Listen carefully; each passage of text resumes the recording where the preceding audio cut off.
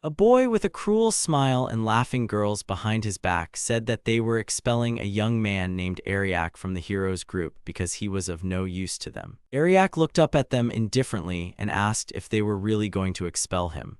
He sat calmly and relaxed on the grass in front of them and asked if they could cope without him.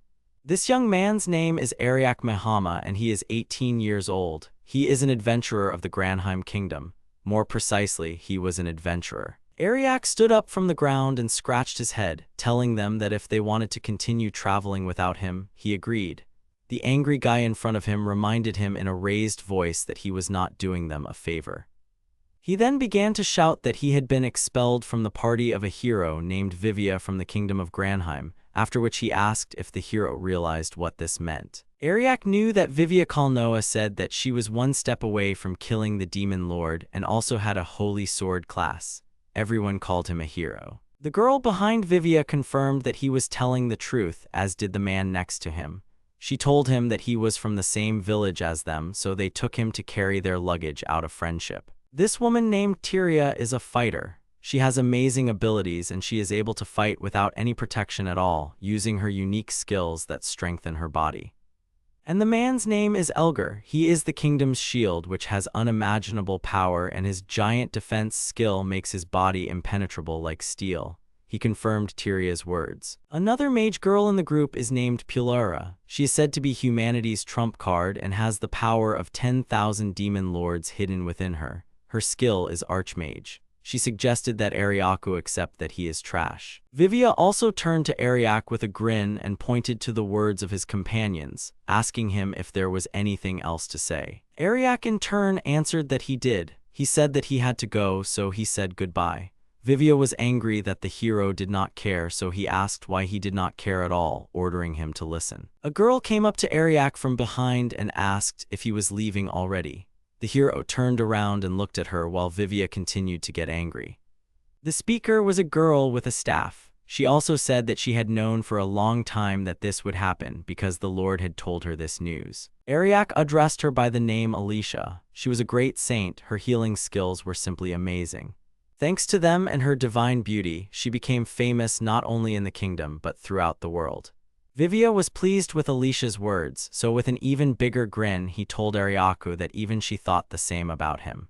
But Ariak knew that in reality, Alicia also wanted to get away from the group of this not very smart person. He looked at the girl, thinking about it, and she looked at him hopefully. They were the only ones who hated this whole company.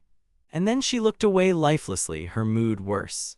Ariak realized that he had no ideas for her, but they had known each other for a long time, so maybe he could take her with him.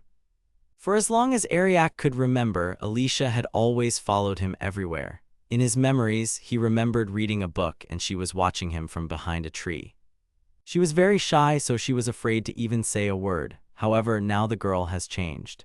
All the heroes were from the same village called Litanda, so they knew each other since childhood, and that is why they traveled in a group. However, Ariak does not know why they treat him this way, although he himself did not know why he was with them.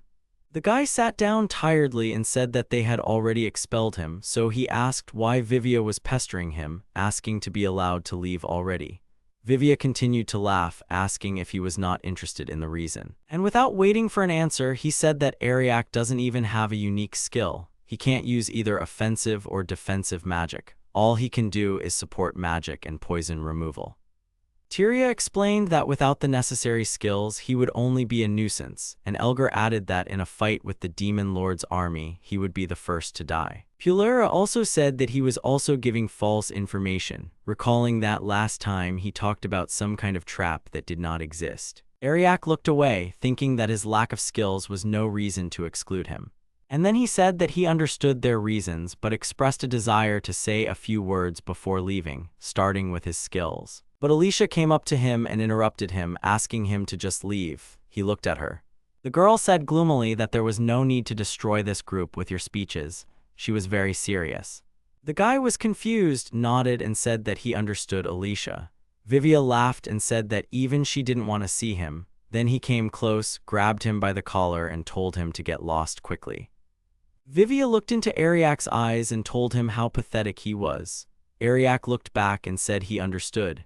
He then placed his hand on Vivia's shoulder and spoke to him one last time, surprising the man. Ariak said that Vivia always uses poor quality healing water and takes the normal one for herself, and he keeps it in blue bottles. After which he said that that was all for him. The girls looked at the man strangely, repeating the words about the healing water. The guy became very worried and asked if they really believed him. Then he turned and asked Ariak to repeat, warning that he would answer for his words. However, before he could finish speaking, Ariak had already left, and Vivia was surprised at where he had disappeared to, after which he shouted that he cursed him. On this note, Ariak left the group. He thought about how their saint had visions of him leaving the group, which meant she had decided to choose her childhood friends to protect them no matter what, but the guy didn't care about any of them. He moved through the forest, through the trees and bushes with his sword on his belt, listening to the birds singing and the rustling of leaves. Leaves fell on his head, and he began to rest a little, pushing another branch away from his face. The young man noticed that there was no end in sight to this forest and wondered how much longer he had to go. He decided to head to a town called Ureshii. Ariak had been there once and remembered it as a nice little town. The people there were also quite friendly.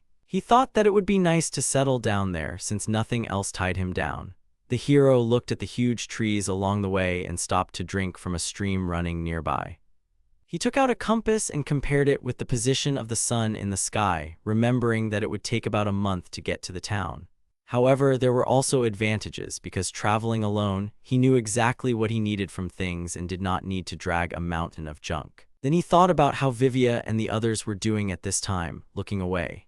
After all, he was usually the only one who took care of all their inventory, so they are probably suffering now, and on top of that, they don't know how to use cards. As he moved further into the forest, he decided that he had enough of them and sent them to deal with the problems themselves. Then he noticed the bright sun between the trees, not covered by the crowns of other trees. He was surprised that he had already left the forest. Ariak walked between them and came out on the cliff of a huge mountain, shielding his eyes from the sun's rays. He felt the wind with his hands and thought about his freedom. The young man said with a smile that traveling the world alone is much better. Ariak remembers that persistent request. The request he received from God in his dreams. He was still a small child then and heard his name being called. He turned around and saw an old man with a long beard who was talking about how he would need to help his childhood friends until the right time came. However, the boy then wondered who it was. The old man said that he was a god and therefore ordered not to dare to talk to him like that. He repeated again that Ariak's goal was to help Vivia until his time came.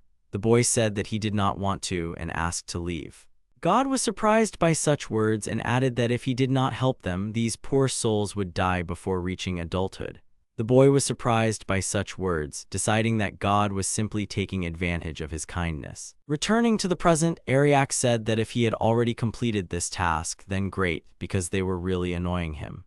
In front of his outstretched hand, writing appeared. The skill he received from God is called backup. Strengthening weapons and armor, speeding up and slowing down time, strengthening recovery, all these skills are very necessary in the dungeon. His unique skill allows you to use all these skills. He never fought from the front, so you could say he was always in the shadows. Usually if they want to see the status, they use the unique skill evaluation. But for some reason this skill doesn't work properly on the hero, so he always had to list all his skills. To everyone, it looked like he just had a bunch of useless skills. Ariak thought that in order to not show his true strength to anyone, he used the concealment skill to hide his skills that had reached a certain level. He can do everything, but no one knows it, because they don't need to know that he has such a skill. However, Ariak said that he never thought that they would just take him and kick him out. But on the other hand, he couldn't show his true strength to Vivia and the others, and then he threw these thoughts away because he was no longer with them. He's not in their group anymore. They hate him now, but he thinks he's done a good job of looking after his comrades. And then he realizes and winces, crying out the question of whether he was just being overprotective. After all, when they kicked him out, they scolded him in the same way as children scold their parents during their adolescence. Then he pushed those thoughts aside, telling himself that he needed to let them go. They were on their own now, and he should be glad he was free of that damn request. The guy smiled relaxedly, saying that they were already able to take care of themselves. After which, sitting on the ground, he heard loud screams. Someone was screaming for help. He wondered what it was, putting his hand on his head. The screams continued, calling for someone to help. Ariak couldn't believe that someone could get through it. He asked if it was a person, and the voice said that it would answer if he helped. The voice explained that he was under a curse that could not be removed, so he asked to kill him. Ariak asked about such a sudden request. First he asks for help, and now he asks to kill him. The guy got up from the ground and said that he did not want to, so he needed to go look for someone else. The voice continued to ask for help before it lost the pride of its dragon kind. Ariak shuddered at these words. However, he answered saying that he was asking for forgiveness for what he could not do, so he was saying goodbye. After which he stopped and asked again about the dragons. Ariak said that he did not believe it even more because dragons were too proud a species to ask for help. The voice continued to beg, and the boy thought about how pitiful this voice was. He took his tied bag and apologized for asking too much. He explained that he couldn't just take the life of someone he barely knew. After which he picked up his things in the bag and thought, and then said that if he had said the word help instead of please, then everything would have been different. The voice repeated the word please again and then said help. Ariak was very surprised by this. After which the guy smiled and said that in that case he agreed and noted that it was worth asking in the first place. Then he said he thought he needed to make it so the voice wouldn't have to use the rest of its mana to contact him. He said he didn't think the voice was lying, and then he thought about where the voice was coming from. Then he shouted that he had found it and jumped down from the edge of the cliff he was sitting on. Landing through the leaves of the trees, Ariak's cloak caught on the branches as he fell, but he landed on the ground. Even though he has strengthened his body, his clothes still get stuck in some places. Even the leaves in his mouth get stuck at this speed of movement. He began to move forward, saying that he had never been so active and that he had even torn his clothes. At that moment, a giant insect, similar to a caterpillar, appeared behind him with a deafening cry. However, Ariak didn't show it, only slightly looking at his forehead and shoulder, and used a spell, creating a magic circle behind his back. He thought that since he had a skill for repelling insects, it would be better for him to use it. Having dealt with the monster, the boy continued to think about the dragon, wondering if he should be trusted. When dragons lose to a man, they submit to him, recognizing his strength. This is why the hero finds it difficult to believe that dragons can even ask for help, because otherwise they would have to accept that humans are stronger than them. This means that besides the dragon, there is someone there who may have plans for Ariak. After a little while, he reached the door in the rock and examined it, drawing conclusions.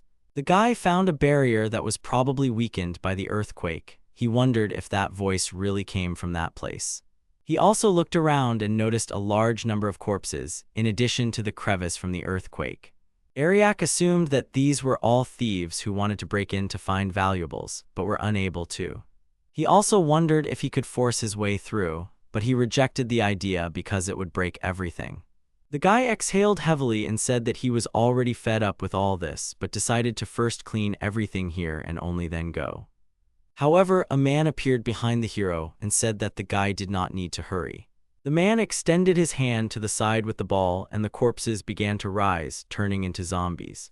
Ariak noted the power of controlling the undead and asked if he had a necromancy stone. The man laughed and said yes, saying that he had been using it ever since he found it and that he was very lucky because he no longer had to steal. He can just make zombies attack other people. Ariak looked at the man seriously and asked about what it was like to use such dirty tricks. The man with the scar on his forehead was angry, the veins on his face bulging, and he angrily told him to repeat it. Then he shouted at Ariak to get ready to join him as a corpse, calling him a puppy. The man laughed, repeating how lucky he was because he could control all the zombies. But the hero was unlucky because this whole crowd would turn him into a dead body. The hero was silent. And then he raised his hand indifferently and a large magic circle appeared above him. He asked the man if he had finished speaking and if so, he should disappear. Ariak pointed his finger at him. Immediately after that, the magic circle moved forward. It was the skill restoration. All the zombies under the circle began to disappear. The man couldn't believe his eyes and called out to his zombies, calling it impossible and wondering how it happened. Then he raised his voice and asked who Ariak was. The guy asked again, calmly remaining in his place.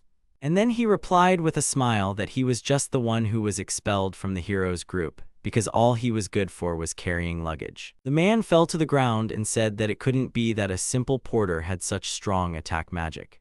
Ariak explained that it was not an attack magic but a normal restoration. It restores things to their original form, zombies to corpses and corpses to dust. The man screamed in alarm that he had never heard of such a thing while still lying on the ground.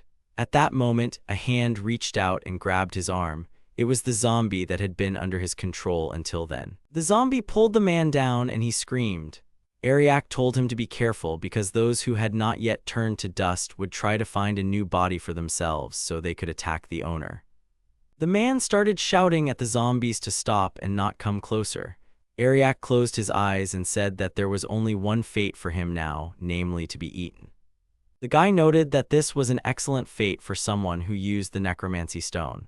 Then he looked down at the man darkly and said that he had played with the corpses as he wanted, turning them into zombies. Then he asked him if he himself had not expected such a fate. The man could not say a word. The zombies continued to approach him and the man screamed. Ariak turned around and apologized for not caring and said goodbye. Then Ariak began to think about how to get through the barrier, after which he began to study the stones nearby and look around. After which he thought that perhaps there was some kind of dungeon behind these stones. He sat down and said that he would find out now. After which he closed the hole and used the skill Metamorphosis. A glow began to emanate from under his feet and the cloak of his clothes rose. This skill allows him to change his body at will. He began to shrink until he was a small mole, looking at himself thoughtfully. Then he looked at his hands and said that now he was a mole, and if that was the case, then he could try to dig himself a passage. He began to dig the ground underneath him and made a tunnel around the door from below in an arc, digging himself out on the other side. Ariak looked around when he came out on the other side and said that everything was fine and he had succeeded. After which he turned back into a human and said that it was normal for barriers not to affect the ground, because no one would dig a huge hole under such a huge gate. No one thought that someone could become a mole and crawl in there. The creator of the barrier was too careless because this is a serious hole in the barrier's defense. He then used a spell to create a ball of light above his hand and moved on. He passed the huge columns that supported the ceiling and noticed that it was quite spacious inside. He wondered if the barrier affected the inside of these dungeons. Besides, the dungeon didn't look like something a mid-level adventurer would find. In this world, adventurers have ranks. Every adventurer starts with E and goes up to S. The rank is determined by the stats and monsters they defeat. B rank or lower, A rank adventurers are said to be able to compete with the demon lord himself. Only a small portion of people are S rank. These include the hero Vivia and Alicia. As for Ariak, he is a C rank, the most average rank possible. But it's a lie. Well, it's true, but it's also a lie. He thinks the system is full of holes. They focus too much on attack power and defeating monsters and don't appreciate other important skills and abilities that are also useful in combat. Not that Ariak minded his rank, but it wouldn't hurt to make a few changes to the system. At that moment, something caught his attention. They were stone gargoyle statues on tall pillars. The hero looked at them. And then he used a spell, after which he drew conclusions and moved on. But the gargoyles came to life, saying that they had encountered an intruder. Their eyes lit up as Ariak passed between them. Then they stood up and said that this was a red man and that the danger had to be destroyed. The hero asked why they called him red, because if the guards were blocking his path, then it meant that there really was something valuable or someone important there. The gargoyles called the hero a stupid man and then jumped on him with the desire to destroy him. Ariak noted that they were fast and their level was around 60. They were strong enough to destroy a small country. However, before they could strike, they approached as if they had crashed into a transparent wall.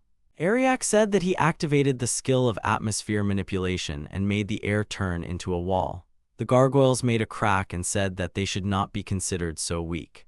And the next second they broke the wall with the words that Ariak is a pathetic person. The hero jumped back, letting out a surprised cry. The guy did not expect the gargoyle to break through such compressed air. Noticing the strength, the gargoyle swung its hand at him. The gargoyles attacked the hero furiously, but he only defended himself and parried their blows with his hands. He waited for the moment when he could counterattack, and the gargoyles continued to strike. One of them came around from behind and shouted that they had caught him and that he had fought well for a human. But the gargoyle's vision blurred and she was shocked that Ariak had disappeared. The boy standing behind her laughed and said that he couldn't believe that they had fallen into such a simple trap. The gargoyle started to turn around and wanted to ask when he managed to do it, but its head flew off its shoulders earlier from the hero's hand wave. Another gargoyle rushed at the hero, asking who he was and how he defeated the guards so easily. The hero noticed that they said they couldn't be defeated and asked what happened then and now. He told them to stop looking down on people, thinking they were stronger than them. Then Ariak asked if the guard could open the door for him. The gargoyle said no. The boy called her a useless puppet. The gargoyle raised her arms and screamed at him not to call her that. But as he approached, the hero extended his hand and met the fist with his palm, emitting a bright light. Ariak explained that during the first attack, he used a skill that shielded them and they did not even notice. He then activated the skill to attack the gargoyle's partner. Using the damage reflection skill, he could transfer all the enemy's damage to him. He explained that this was why he didn't even do anything special to win. So all he wants to tell them is that they are in too much of a hurry, and so he said goodbye to them. After he snapped his fingers, smoke rose from the battlefield, and he silently watched the result of his spell. Then he asked what was next and walked past the columns on which the gargoyles were sitting. He came to the door with the seal and, looking at it, shouted for the door to be opened for him. The door did indeed open with a corresponding sound and Ariak walked inside. There was a corridor in front of him. The boy realized that this was indeed a dungeon and more spacious than he thought. Dungeons are like living beings because they have their own will and mind. They send monsters as soon as uninvited guests appear. They are trying to take over the body and magic of this stranger, and all in order to become stronger too. The dungeon uses treasure chests as bait. Ariak just encountered one of these on his way. Usually these are always just traps and the monsters are just secretly watching for when the person opens the chest. A large slug appeared behind Ariak. But it instantly shattered into small pieces, and Ariak continued to study the contents of the chest. He turned around and asked if this was really his first reward after coming all this way. He had some leaves in his hands. Then he reached the end of the corridor with open doors, and in front of him was a huge room. He was talking about how spacious it was. He heard loud noises and looked away, saying that he understood now. There was so much space in this room that the monster called the Great Golem could walk around. An A rank could handle it. The Great Golem slammed his hand into the ground, leaving a large crater in its place. The hero, in turn, managed to jump back. He was surprised by how fast the monster was and also thought that it would be unwise to attack the monster from the front. And then he opened his eyes wider in surprise, hearing the same loud sound. After landing, he looked back. There were 3 great golems around Ariak looking at the hero. The boy shouted that 3 great golems were too many. In a situation like this, you definitely need an S-rank adventurer. One of the golems hit the guy with both hands at once and he bounced back again. He was above the monster's back and with the same indifferent face he said that unfortunately adventurer ranks were mostly meaningless to him. But suddenly a voice rang out telling Ariaku to listen. The hero Vivia told Ariaku to listen with a grin. He told him that C-rank adventurers were worthless. He and Alicia were S-rank, so he shouldn't compare them to himself. The boy looked at the stone indifferently and asked what he cared about their ranks. Vivia was displeased that he dared to speak like that. Tyria also added that even she, an A rank, was on a completely different level. The guy said that he understood perfectly well that they were C rank and asked what they wanted next. Vivia asked if he really didn't understand the difference between all of them. Pulera laughed next to him at how funny he was. He was told that if he was attacked by monsters that even he, an S-rank adventurer, had trouble dealing with, then he would come to his senses. Tyria suggested, for example, a great golem. They believed that Ariak would wet his waist with just one earth-shaking step. They talked about what a useless loser he was. These memories came back to him during the battle. Ariak landed on the great golem and touched it with his palm, saying that this is the first. Then Ariak jumped on the second one and also touching, said that this was the second one. He said that their steps create good vibrations and it is simply impossible to stand. Vivia was right about that. The guy imagined that Vivia would wish him dead at that moment. He then landed on the last great golem and placed the final magic seal. The hero wondered if 3 marks would be enough and then said that for him they were just a trifle.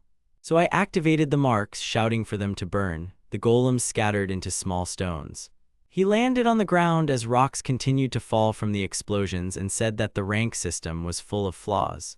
However, for a C-rank adventurer to defeat a great golem was too much. At that moment he was hit on the head. It was the key that he picked up, and then he saw a door in front of him. The gates invited him, calling him the Red Man who seeks death. They were decorated with statues and skulls. Ariak walked over and inserted the key into the lock, after which they opened in front of his indifferent face. He took a step and looked around. In front of him stood a man who greeted him and congratulated him on completing the dungeon. The man in glasses said that no one had come here for over 1,000 years. He was incredibly happy and asked how strong he was. Ariak asked who he was, namely, what kind of old man he was. The man in glasses was shocked that he was called an old man. He replied that he was a high priest. He told them that he had been asked for help, so he suggested continuing later. The man asked about what he allowed himself. Then he asked again about the fact that he was asked for help and thinking, suggested that the little girl was able to reach out to someone from the outside. He was surprised at how the barrier weakened over the years. And then he laughed, calling it all a trifle, because compared to the dungeon, what he had prepared was all really a trifle. And since Ariak came here for her, he would have to fight strong monsters. After which to fight him, because he is not only physically strong, but also good in magic. Ariak at this time indifferently cleaned his ears. The man was extremely unhappy that he was not listening. The hero apologized and politely asked him to repeat it. The man called the hero stupid. He didn't understand why, after just destroying several great golems, he acted as if he didn't care. Ariak said that the man was already starting to bore him and he didn't have much time and he didn't want to waste it on the old man. The man was angry. The hero said that he understood that the great priest simply had to be killed. The man did not understand why he was so confident in himself, because he was much stronger than the golems and even if he tried, he would not be able to hurt him. Ariak asked him who told him that he had killed the golems. Then he extended his hand forward and used a magical enhancement. He said that golems are artificial creations, and therefore their entire body is supported by a magical system, similar to their nervous system. And naturally, the larger they are, the more difficult it is to maintain their state. The priest was surprised that he understood the basics of magic no worse than he did. Ariak asked to tell him what would happen when a lot of mana affects their system. And without waiting for an answer, he said that their balance would be disrupted and they would not be able to maintain their shape, which would lead to them exploding. The man screamed for him to stop because it was only possible in theory. Golems are not affected by magic, which means they cannot be destroyed like that. Ariak said that he had already destroyed them, and then added that he understood that in order to create one such golem, you need the mana of an entire country of wizards, and he had created 3 of them. After which Ariak waved his hand and said that, as he saw, since he was here, they were no longer there. The man was shocked by these words and laughed nervously with a twisted face. He, dejected, began to think out loud about what it meant that he now had something to talk about with him. Ariak was definitely strong, therefore he would give him his life in order to make him a god. The hero asked if he really wanted to become a god. The man shouted that this was certainly his goal. He explained that by becoming a god, he would finally be able to subjugate this world, and it would be easy. Ariak walked indifferently to his throne and climbed in, asking where the voice that called him was, assuming it was there. The man told him to stop ignoring it. Then he took the staff and put his hand on the magic ball on it, saying that he would show Ariaku. After all, there was no point in hiding anything anymore. In order to become a god, you just need an incredible amount of mana. And he asked where to get it if he couldn't find a good magical source. That's why he had to take a desperate step. Ariak was amazed by what he saw. Above the throne was a crystal, inside of which was the body of a girl with horns. He wondered what this meant, and the man told him to meet the daughter of the dragon Jeshpent. Ariak was amazed that the daughter of the dragon Jeshpent was this girl in the crystal. The man laughed, noting that he wasn't even the least bit surprised. He called himself a genius high priest who uses a dragon to become a god, so he can't be defeated. Ariak looked down at the man with disdain and called him trash, not a genius. He explained his words by saying that he had been holding a little girl captive for years and asked if he knew how painful it was to torture her like that. He asked how he dared to call himself a high priest after that. And in the end he said that the man was simply nothing more than a simple criminal and not a genius. The priest asked why he called him a criminal, simply because he had only sacrificed one dragon. Ariak replied that it did not matter whether it was a dragon or a cat, you cannot deprive someone of their will at will. And he called these words a fact and then said that he was interested in what was going on in the heads of such madmen who imagined themselves to be gods. The angry high priest said that Ariaku would never understand him, and then began to use a spell. He added that since he dared to insult him, the guy could only prepare for death. The man sent the spell flying towards the hero with a cry that sentenced Ariak to death. But the guy indifferently stretched out his hand, and a magic seal appeared in front of his palm. There was a blinding and loud explosion. The high priest covered himself with his hand, and Ariak was nowhere to be seen. So the man laughed, saying that no matter how hard he tried, the guy's protective spell was much weaker than his magic. However, something flashed past the man's face and he grabbed his cheek. Ariak remained unharmed and said that he was curious about what it would be like to wield the power of a dragon. The boy was playing with a crystal fragment in his hand and, tilting his head, asked the man to tell him. The priest was amazed at what it was and how he was able to hurt it all. There was blood on his face. Then he raised his staff and behind him was a crystal with the dragon's daughter. He asked about the fact that he came to help her, but if he takes another step, she will die. The man was sure that he didn't want this and said not to worry because he wouldn't kill her just like that, and also that he had pretty much ruined the mood. Then he added that he would start with the limbs and laughed. Ariak said that he understood the man and looked away. He raised his hands and said he wouldn't take another step. He asked the man if he really thought he would just believe it now. Ariak assured him he was telling the truth. And then he snapped his finger and said that he would even block all his magic skills for a while. Chains of symbols appeared around him. He said that he could not allow the one who asked him for help to die, and if the priest was so deeply affected by his actions, then he would do nothing more. The man said that it was good, laughing, and then shouted that he was going to die anyway. His face was full of madness. But suddenly there was a cry and the crystal with the dragon's daughter fell to the ground. It was the cry of the priest who grabbed his shoulder where the wound was. Ariak said that the crystal was stronger than he thought. The man asked him how he did it when he didn't feel any magic from him. Ariak replied that he had blocked the skills related to magic, which is why he didn't feel anything oval, because it wasn't magic.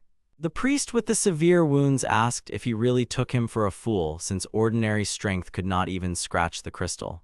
Ariak came up and kicked him indifferently, saying that he did not care what he said. The hero assured that he only needed the daughter of the dragon Jeshpent, imprisoned in a crystal. The man laughed at how stupid Ariak was, because his actions now would lead to nothing. At this time, the guy was knocking his hand on one place on the crystal, and after a little while, it split into small pieces, greatly surprising the priest. The man began to shout that it was impossible, and Ariak asked him to be silent, noting that he had spent all his strength on holding her, so it was not surprising that he had become so weak. The boy put the girl on the floor, taking her out of the crystal. The priest asked him what he was doing. He screamed that he still needed her, so he shouldn't touch her. He still needed to become a god. The girl was lying in the boy's arms and began to open her eyes, but he took the cloth and tied the priest's mouth, saying that he was very annoying. Then he turned around, saying that it was better this way, and asked how the dragon's daughter was feeling. He adjusted her hair and asked if she could stand up. The girl opened her eyes, exhausted. She started talking and rolled over, and Ariak said that she seemed to be okay. And then, with difficulty and heavy breathing, she told him that she heard the boy's voice when she called for help, and added that she did not expect that he would actually come. Then she rose and thanked the hero. Ariak approached her face, greatly embarrassing her, and asked to let her see what her skills were. Then he cast a spell while looking at the dragon's confused daughter, and his expectations were confirmed. However, he wondered why this happened, and at that moment the girl pushed him away, saying that it was enough and thanked him for his help. She apologized for not being able to give him anything other than words of gratitude, calling herself because of this talentless dragon. Ariak said that he had not asked for anything in return. Then the girl noticed the high priest's body on the ground and shouted words of insult at him. Pointing her finger, she began to accuse him of locking her away for 1,000 years and taking her powers for himself. That's why she'll never forgive him. The girl struggled to get up and Ariak said that he was tied up so she should calm down. The girl said that it was very unfortunate because she not only failed like a dragon but also lost her strength. Ariak asked what was wrong with her and why she called herself a loser just because she lost her strength, suggesting that she calm down. The girl remained silent for a moment and turned to him, saying that she was truly sorry. She added that she had asked him for help, thus adding to his troubles.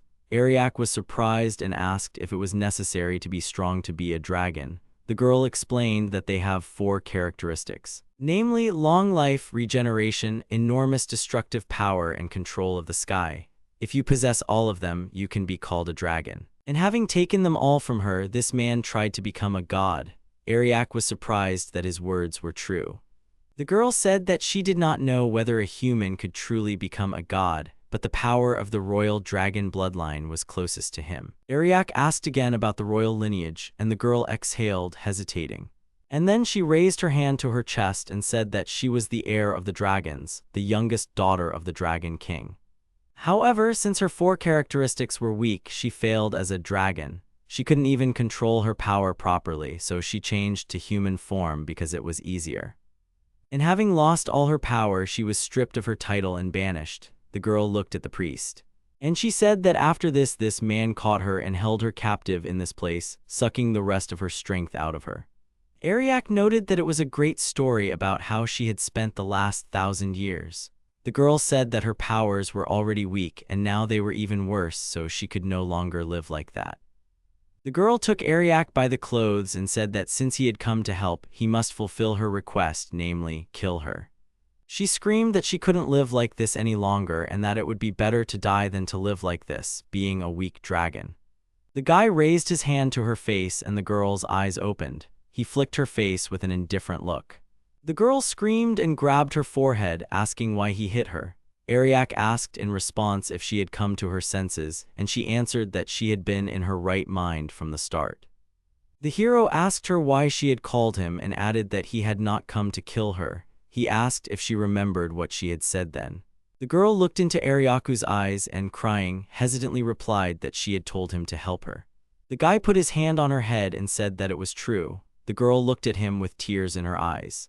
And then she turned away embarrassed and said that if that was the case, then he should help her, but she didn't know how to get her powers back. But if he did, she asked him in advance not to laugh at how weak she was. The guy thought about it, agreed, and said he would try something. The girl asked what it meant.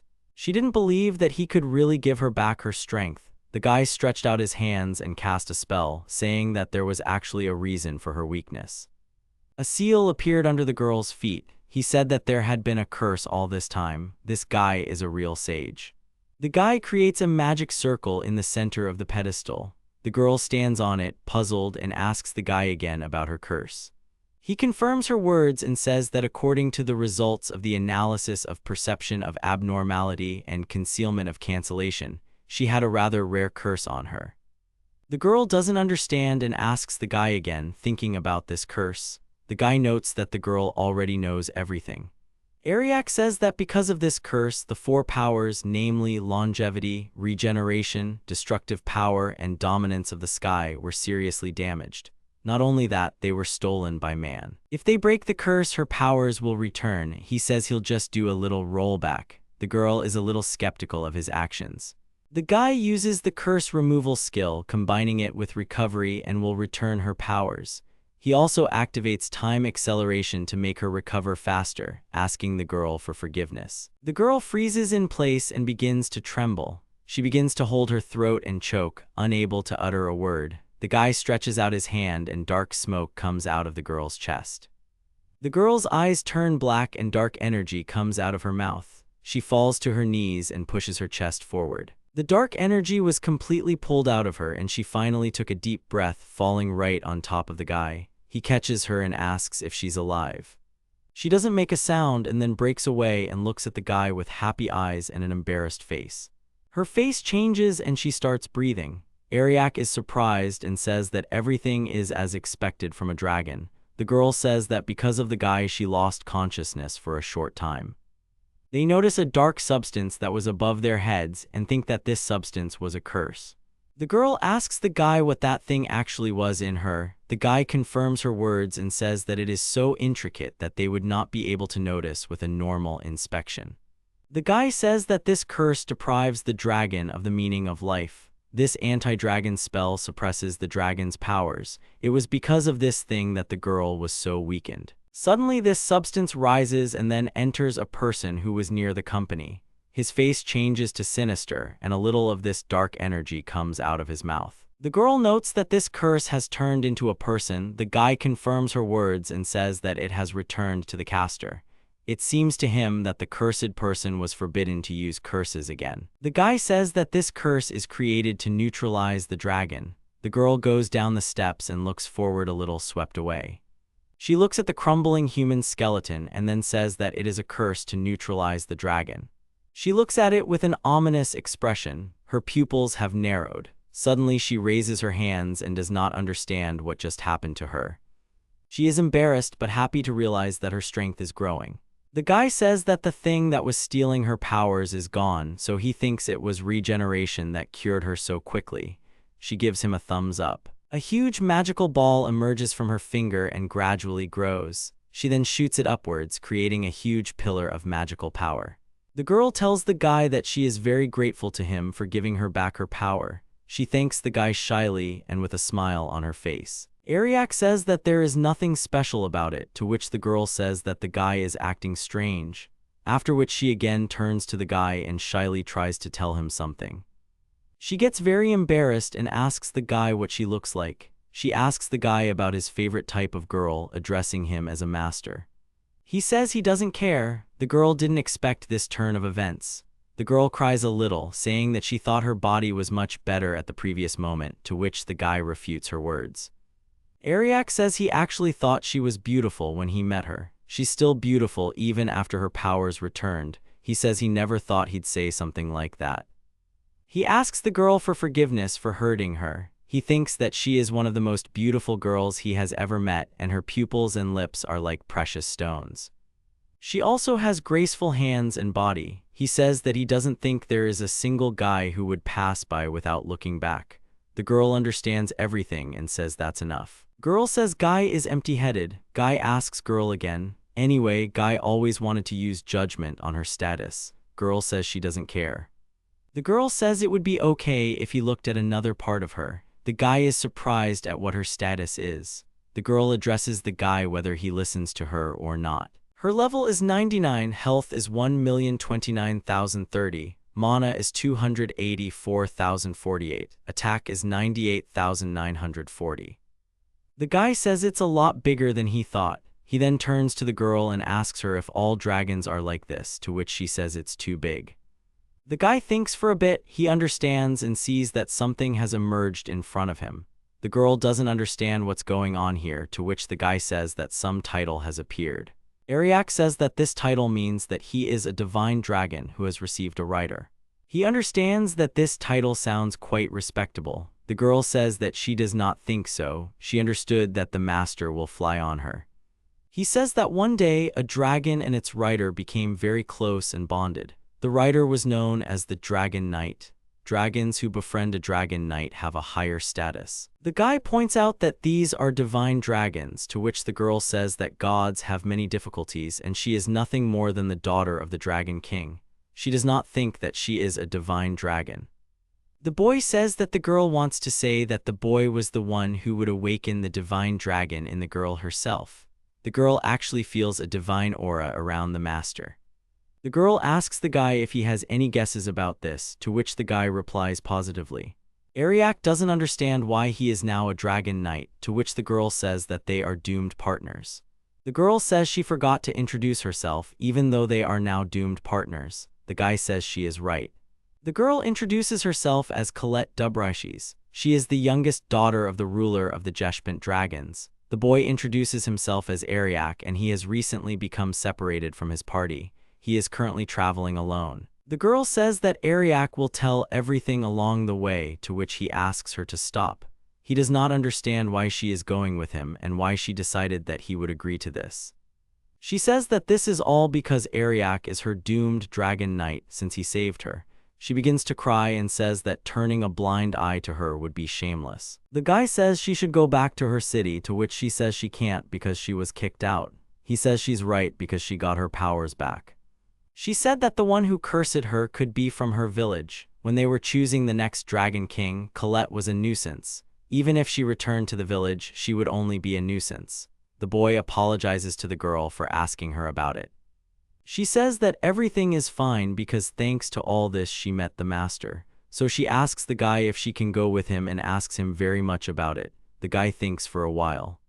He finally agrees with her. He says she can stick around until she gets tired of him. She asks the guy again, confused. Ariak asks Colette if he is really her first and only writer. That is why they should stick together. She laughs happily when she hears this. The guy just looks at her. Ariak says that traveling with a cute dragon girl would be too conspicuous. The girl reacts shyly to the master's word, cute. The boy reaches out his hand and addresses Colette. He treats her with respect, which she reciprocates, and asks him to be together more in the future. She runs up to him and addresses him as a dear writer. The girl then says that she will become the sweetest heroine since she is gallantly protected, to which Ariak replies that not when she launched a fireball at the ceiling. After some time, Ariak heads to the next city with Colette, a dragon girl, as her guardian. The girl said that he couldn't help but agree. She was interested in what kind of heroic party it was. Colette said that Ariak had supported the leader for many years and his squad leader was having a hero party. The guy told the girl not to be so annoying. He was sure that they didn't need his help anymore. Ariak said happily that looking back, he remembers the moment of departure as a pleasant memory. The girl asked if it was really that funny. The guy said that if it changed the future where these guys died for no good reason, then so be it. Colette noted that the guy was too kind. Then Colette stopped and looked gloomy. Ariak looked at her and she asked excitedly if there were any girls at the party. Ariak said that there usually are. The girl was alarmed by these words. The guy added that there were 3 of them. Colette swung at these words. And then she began to talk nervously about how she couldn't lose to them. Ariak thought about how dragons could be so expressive. A short time after Ariak and Vivia had parted, he slammed his glass down on the table, commenting on how refreshing the drink was. Hero Vivia smiled and was very glad that Ariak left them in a deplorable state.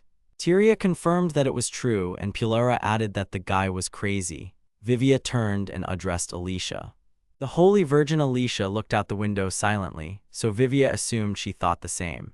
The girl turned, walked away from the window, and went to the table, after which she said that a squad without a hero was pointless.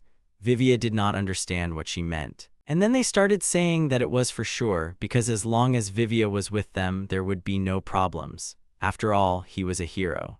Vivia continued drinking from his glass and said that once all the party-goers had left, they would go to Ino's cave, which they had conquered earlier.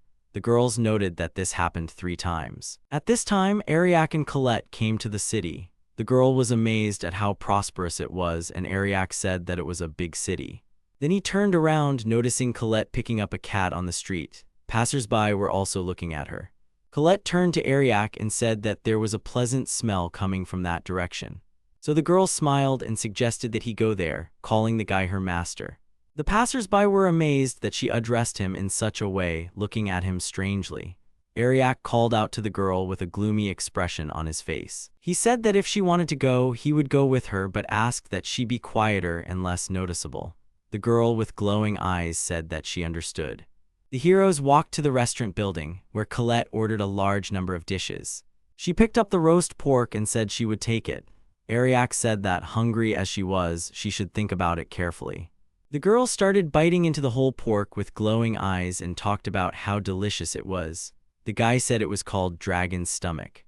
The waiter approached them confused and remarked on the girl's excellent appetite. Colette replied that the food was delicious, and Ariak said that if it was so good, business must be booming. However, the place was empty and they were the only visitors, which confused the guy. The waiter was surprised that they had come to the city without knowing about it. Ariak and Colette looked at the man carefully. He began to explain that recently a devil's forest had appeared near this city. The kingdom had sent out knights and trade had stopped. He didn't know how long they could stay afloat. So he said they better leave town before they got caught up in all this. Ariak thanked the man.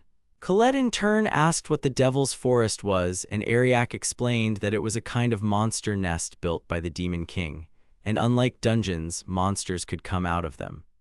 If this happens, the city will be in danger of being destroyed, but it is still inhabited. In the first stage, the threat was probably manageable, and before the worst happens, the heroes will be sent on their way. However, thinking about the upcoming journey, Ariak said that he wanted to know a little more about the situation in the Demon Forest just in case. While continuing to eat, he suggested that we visit the Adventurers Guild. Colette replied that she was looking forward to her visit, and the guy replied that they were not going there to have fun. After a delicious lunch, they walked through the city to the right building and opened the door.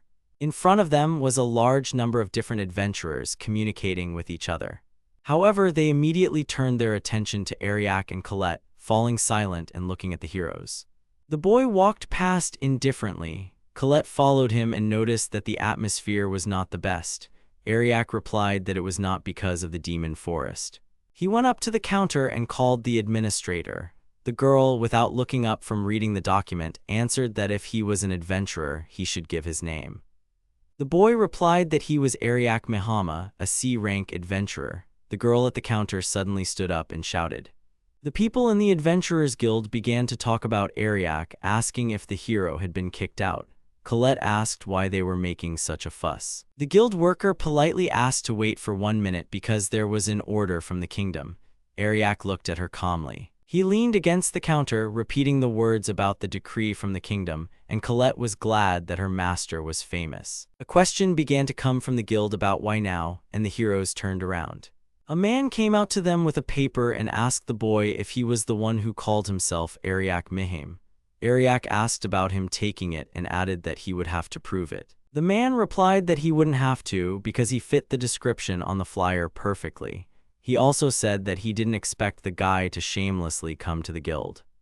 Ariak began to look at the leaflet with his portrait, and the man, grinning, introduced himself as Awesome, the head of the guild, and he had an imperial decree from Granheim. He then shouted that he was revoking Ariak Mihama's Adventurers Guild license. The boy was very surprised by this information.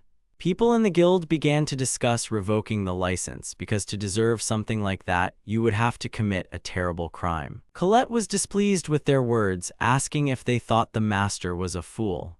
Ariak only expected to be simply expelled from the heroes' party and demoted to E rank. However, now he can't even get assignments, let alone buy materials. Colette was shocked and asked if they were having problems because of this. The guy chuckled and said he wasn't exactly sure what he expected, but the guild was just a system, so he didn't really care. Awesome haughtily asked if Ariak was serious, and he in turn said that he heard that a devil's forest had appeared nearby, so it must be a general call to attract people. The boy asked if he thought that the kingdom was revoking their license because of these circumstances. Awesome clarified that it meant that he didn't need his support now that he had been expelled from the heroes' squad. Awesome said that the royal guard was already heading to the forest to sort out the situation. They don't care about cleaning up after the knights, they're good enough on their own so they don't need them. They're just trying to get them to rescind the order on that basis. Colette asked what would happen if she destroyed them. Ariak replied that he would be the one killed. The boy wondered why they sent the knights of the kingdom and not the heroes' party. The city was far from the king's landing. They were only separated, and so the boy thought that Vivia and others who might be nearby would be asked to destroy them. However, something happened and they had to send the knights. Awesome stopped Ariak's thoughts.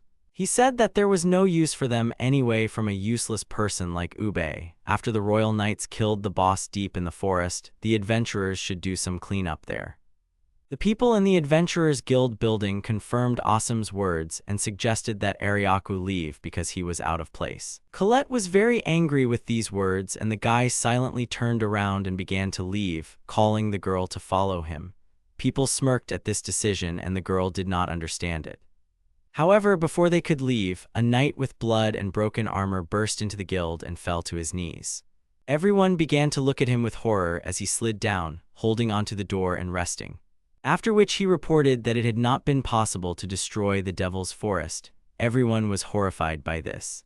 The knight continued to say that hordes of monsters were advancing on the city and the knights of the kingdom had been destroyed. The adventurers must immediately take up defensive positions. This is an urgent call from the kingdom. And then he clearly said that deserters were to be executed, horrifying all the people. After the report, he threw his head back with all his might and fell to the floor, exhausted. The adventurers inside the guild couldn't believe their eyes, horrified by the knight's report. They shouted that the king's knights had been killed and that if they escaped, they would be executed. Others said that this was an easy task in which they did not need to do anything except defend themselves, but they were not sure of this. But the fact remained, the knights could not win. Ariak approached the man lying on the ground and checked his condition. And then he said that he was just stunned and he thought the knight would survive. He made the assumption that the knights were retreating with the knights on their tail. After which he turned around and said that the adventurers wouldn't get away with this, looking at the people. Colette added that she was sure her master would take care of it, while Ariak replied that he did not want to be the center of attention, but things were worse than he expected. Asim punched the counter, breaking it a little and leaving a dent. He shouted loudly for everyone to gather. And then he began to say that they, the adventurers, would hear about this more than once, and all their fuss would not improve the situation. So if they did not do this, they would still be ground into dust. The guild leader himself was shaking, but he managed to stop the noise of the people in the building. They said it was true. Ariak looked at them and the people began to talk about how they were going to cope, because no one wanted to die like a dog. And then the guy said that some of them would just pitch in. Colette was surprised by his intervention. After which he approached the head of the guild of this town, and Asim did not understand what the guy wanted. Ariak, in turn, with an indifferent expression on his face, threw a bag of coins in front of him. Then he took the coin and asked with a smile why Ashima didn't let him become the head of one of these guilds. Asim asked Ariak if he had really decided to take this on himself. The boy looked him in the eye. The guild leader raised his voice and reminded them that the demon forest monsters were approaching them with a horde and asked what he could do. Ariak asked him not to say that. And then he asked the guild master what the reward for this cleansing was. Asim was unhappy that he was asking about it now. The man replied that it was only 1 gold coin, so he was risking his life too cheaply. Ariak replied that he completely agreed with him, and Colette asked what he was getting at. The hero replied that it was simple. If an employer did not pay a fair wage, people would not work for him. Ariak began to climb the reception desk, and Asim asked what he was doing. Once he had climbed, Ariak attracted the attention of all the people and said that he was sure that this would be enough. People began to ask what he was doing, and others answered that he should be left alone. Ariak then took the bag he had placed in front of the guild leader and, with an emotionless face, emptied all of its contents onto the floor. A pile of coins appeared in front of the people, and they did not understand what was happening, watching in confusion. Ariak shouted that he promised a reward from himself to anyone who would take part in this battle to the end. Namely, 100 gold coins per head. People were shocked by these words and said that it was impossible and it was just a verbal agreement. However, the hero added that it would be spread as a treaty according to the laws of the Great Kingdom. It would be a contract between them. He then waved his hand and shouted that in order to protect this city, they must stand up and follow him. People looked at the guy silently and excitedly. Everyone was thinking about their own things, and Colette looked with admiration. After that, they began to discuss whether it would be right. Another said that this was his hometown, and the third that he would not allow some monster to rule it. Then they all said that there was nowhere to run anyway, so they would rather return home to their family with a lot of money. All the people started shouting that they would do it and offered to show everything they were capable of, show the monsters what result they could expect. Ariak smiled at this reaction, continuing to stand at the reception desk while Colette watched in surprise. Asim caught the general mood and shouted out a proposal that in this case they should prepare. People began to check their equipment and gear, as well as various herbs and potions. The guild worker said that this was all the fuse of the recovery rations that they were given, and as soon as they were ready, everyone would follow the advanced detachment. Ariak stood behind Asim and remarked that this was very clever. Colette was next to him, looking at everything carefully. Asim approached the guy and said that if it weren't for him, they wouldn't even be on the front lines. It was only thanks to his generosity and the speech he gave. The guy thanked him for these compliments. Asim also added that he was wondering who would listen to a guy with a C rank and one with a revoked license. And he said his thoughts about how Ariak was a bit like a passerby. He wondered if he really was the incompetent Ariak they were talking about. Colette was angry at these words and said that he had the audacity to call her master incompetent at this stage of his career, and also that she did not forgive him for what he did to the horse. She called Asim a bald, muscular guy, and he responded with confusion that he was sorry about it. Ariak apologized but said it was true, he really did bribe him. Because money is what makes people's lives livable, and it's the job of those in charge to pay people well. So sending people to their deaths for just one gold coin is outrageous. Colette smiled brightly and said that she understood what the guy was getting at, and Asim wondered how he managed to get hold of such a large sum of money. Ariak replied nonchalantly that it was just his savings. The guild leader was amazed at the amount of money only because of the savings. The guy said that the hero's team only carries out high-ranking, expensive tasks. However, he is a traveler who has no connection to this city. So the guild leader asked if he owed anything to anyone in this city. Ariak replied that there was a restaurant with a green roof on the main street. Asim asked what was so special about it. The hero replied that they served delicious mussel pasta there. So he would be upset if they couldn't eat there. Asim was shocked by these words. He smiled and said that that explained a lot, then patted him on the back and said that he would buy him the paste as a reward for returning from there alive. Ariak refused. At that moment, a man came up to the man and said that they were ready. Asim stood in front of the others. And he began to say that this town of doctors had only a moat and a fence, and this meant that if their last line of defense was broken, the city would be destroyed. So the strategy is quite simple. In the rear, magic specialists will treat the wounded and support the front line. An enemy whose army is destroyed can be said to be hopeless, but they must win. Then he raised his voice and raised his hand up, shouting that they must win and return. Ariak and Colette watched from their perch. The girl said that morale seemed quite high. She added that she could hear the earth shaking from the hordes of demons in the distance. There were about 1,000 of them and no more than 100 adventurers. So she doesn't think they have a chance. Ariak replied that it might be difficult. The girl asked if he meant that her master would destroy them all in one fell swoop. Ariak explained that even if they did nothing, the heroes would come and take care of everything, and that would do them no good in the long run. So if they don't have the confidence to fight their own battles, then they won't be able to defend their cities when the same thing happens, so they need people to work together, fight, and win. Colette was surprised to see that Ariak had gone too far, and then saw an explosion in the sky. She looked and said that it had already begun. Ariak turned and called her to follow him. He said that the people must win through the power of the people, and there is no doubt about it. However, in his opinion, supporting them is the maximum he is prepared to do. Some time passed, people gathered 4 kilometers northeast of the city of Medicine in the last line of defense. Asim shouted that their center was bursting at the seams, so everyone should hit it. The goblins attacked the people who were already exhausted from the battle and wounded, but Asim saved one of them. The guy was glad that he wasn't dead yet, and the guild leader shouted that everyone with less than 1/3 of their health points should step back and let the healers patch them up. He said that everyone needed to hurry up with the magical enhancement of the attackers. There was a flash and a roar behind him. Asim said that it was another explosion and asked if the Negro brothers were responsible for the defense of that place. The unknown man swung his fist with brass knuckles and shouted, then hit the ground, leaving a small crater there. Another man nearby was swinging a sword, holding it with both hands. They stood back to back. The swordsman asked his brother what they should do, since one of the healers had run out of mana for spells.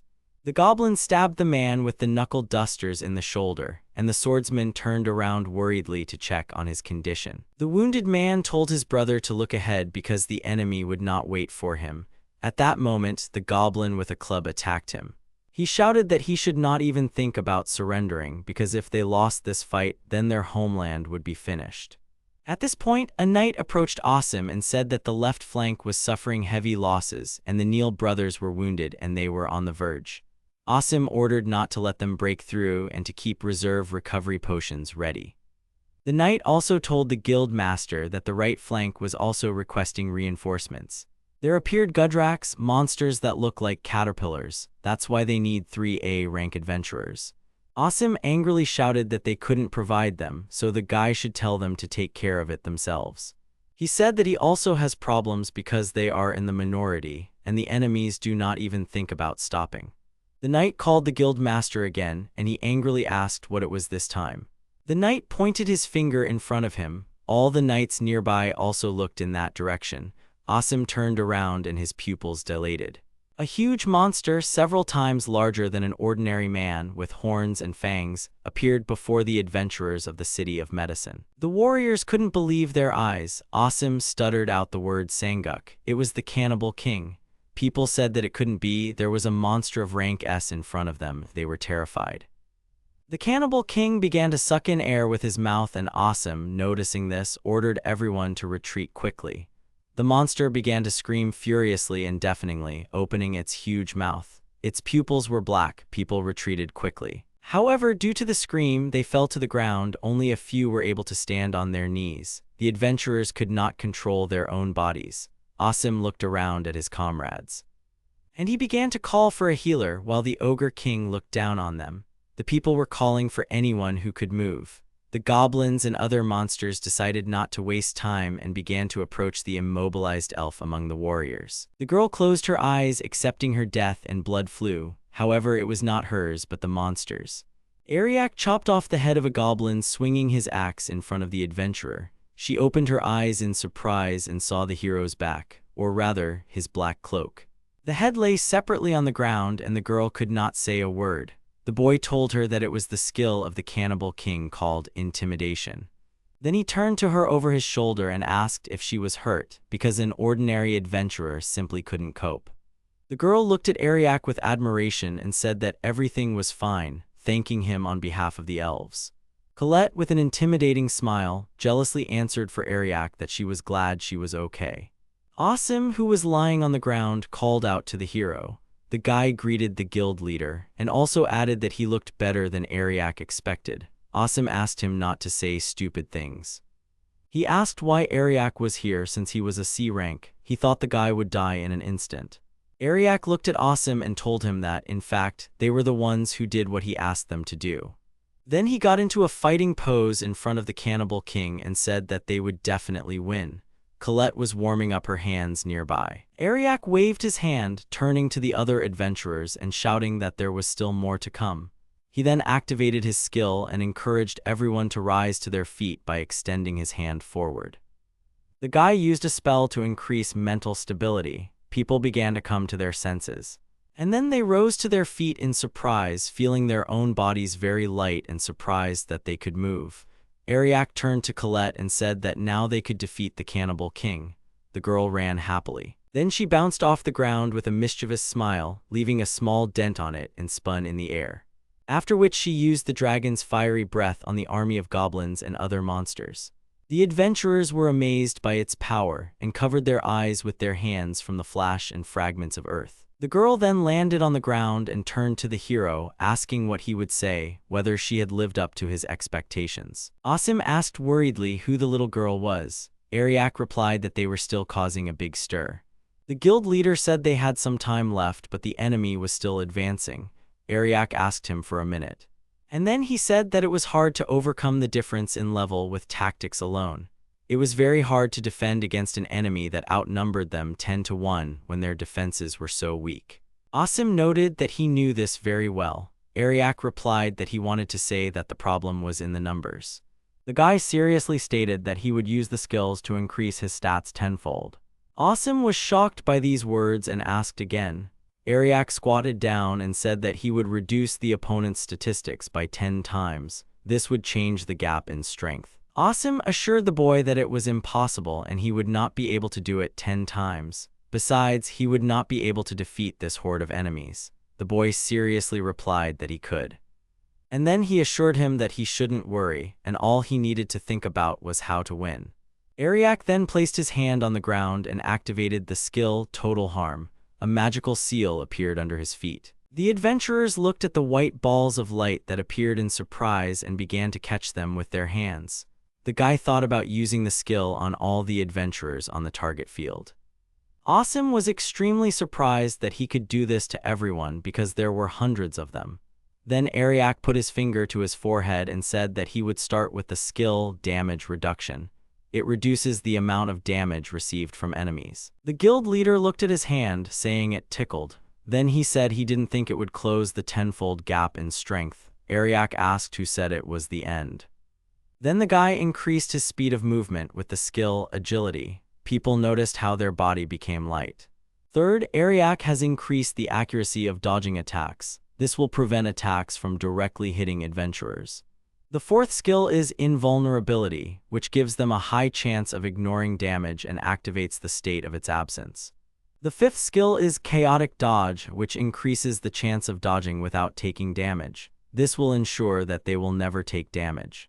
The adventurers couldn't believe that they had been improved so much and thought that it was enough to fight. Ariak said that the sixth skill gives them a percentage damage reduction. Everyone was amazed that there was more. However, he began to impose more resistance, increase in power and attack coefficient, added the effect of poison, recovery of condition, strength, magic resistance, defense, critical speed. Everyone was shocked. The 20th skill in line was a critical power boost. No one could believe the 20 boost, and Ariak chose the next one. The adventurers were surprised by the variety and then noticed another wave of enemies. Wondering where so many of them came from, everyone wondered if they really had 20 skills. The elf girl whom Ariak saved took the sword and killed several monsters at once with one swing. She looked at the sword and said it was amazing, noting that the body didn't feel like it was hers. The other adventurers shouted that it was unbelievable and that it was a lie that they were on a battlefield.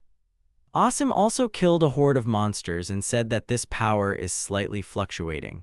He could not believe that it was possible to combine 20 skills because usually they say that the maximum is 3. Ariak asked in surprise if this was true, since he usually did this when he was in the hero's party. The adventurers were surprised by these words, and he replied that after careful research, he activated the maximum number of skills. People asked what he meant, that the hero's party always fought in such a strengthened state. They noted that anyone could win the battle. They wondered if this meant that the hero's group that had performed feats so far consisted of Ariak and others. Colette stepped forward and said that she had heard that the boy had been unilaterally kicked out of the group, and she could not accept such disrespectful treatment of him. Ariak asked the girl not to say that as he approached her. He added that they had decided they could do without his skills. The guy said he respected their opinion, but it was time for him to let their children go. The adventurers looked at him strangely when he called them his children. Ariak considered that maybe it wasn't, wondering if they were okay. Not that he was worried, but he was concerned. Colette had noticed that he wasn't himself when it came to heroes. The humans called out to them, saying that they had no time to chat because more monsters would come. The humans began to advance, shouting that they would win with Ariak's blessing. They started fighting, and the guy said they had to make the ogre king stop being like that. Colette asked if that was a good thing. After all, the monster didn't move. However, there was one, but he wasn't going to make his move while he could get by with small monsters. Colette noted that there was time to spare, and even with her master's skills it would be too much for a mere mortal. Ariak replied that it was true that the orcs were strong. But there is a strange thing. The monsters that appear in the early stages of the demon forest, the wasteland, did not appear at all. No matter how you look at it, a monster of the second stage, vertebrate, or even a higher level, what is it? Colette asked excitedly if it was interesting. Ariak looked at the girl strangely. And he said that maybe he should have left her in the guild. Colette winced and said that he wouldn't have done that. The boy said that in any case, defeating the orc cannot be accomplished by adventurers alone. Colette confirmed his words. The cannibal king looked at the heroes with a grin as they rushed towards him. Ariak shouted that he had started moving. The girl called the guy to follow her, and they approached the monster, against which they were incredibly small. The cannibal king at this moment extended his huge hand towards the adventurers fighting the small monsters. Ariak was surprised that he was aiming towards the humans, looking back at the adventurers. The cannibal king slammed his palm down on the ground, leaving a large dent in its place. The boy said he didn't like it when he screamed so loudly and often. Colette said they would fix that now and jumped. With a terrifying expression on her face, she waved her hand in the air and said that she would now close his mouth a little. And she punched him in the face, landing on his shoulder. The cannibal king ducked to the side. At this point, Ariak remained on the ground and crouching, began to use a spell. He concentrated and started by strengthening his muscles, expanding his strike zone, and improving his attack power. And then continued with the destruction of individual parts, precise hits, armor penetration, paralysis, and critical enhancement. After which he approached the orc and kicked the king of the cannibals in the leg. The huge orc began to fall on his back after the blow, destroying the ground with his size. The adventurers couldn't believe that such a huge monster fell so easily. Colette said that she expected it. However, the king of the cannibals grabbed the dragon girl by the tail and threw her to the side, hitting the ground. Colette was badly hurt by the blow, and Ariak called out to her excitedly, wanting to know how she was. The boy told the guild leader that it was bad, and he replied that the little girl would die. Ariak denied this. He said that was not what he meant by bad. Asim asked again, confused. However, the girl leaned on her hands after the blow and began to stand up. Ariak and Asim watched her closely.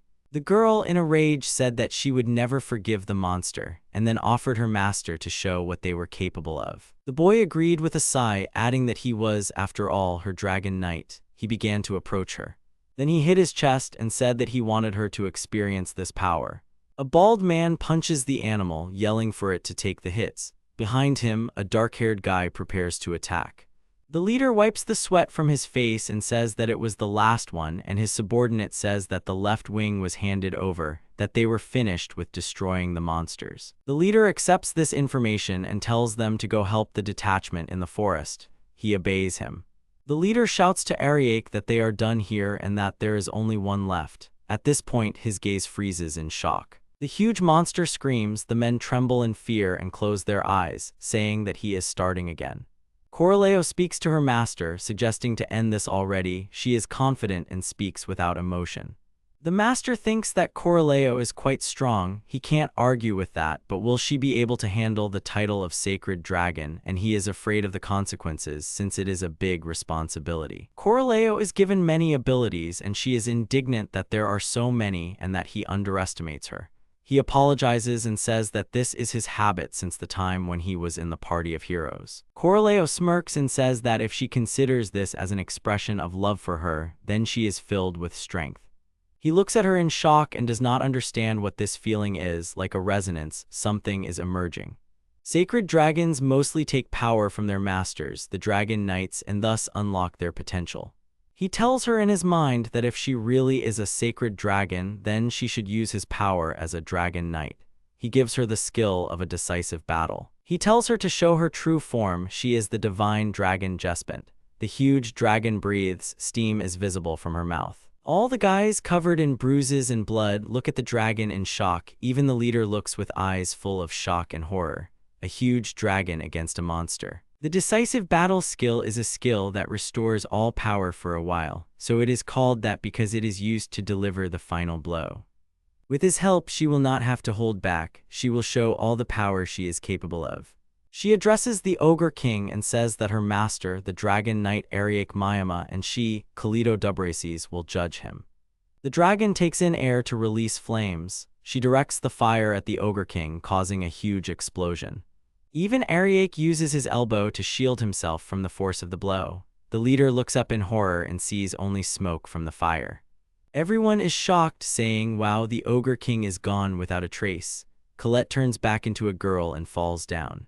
Ariak catches her easily and tells her that she did well. She smiles and says that it was a pleasure to release all her power.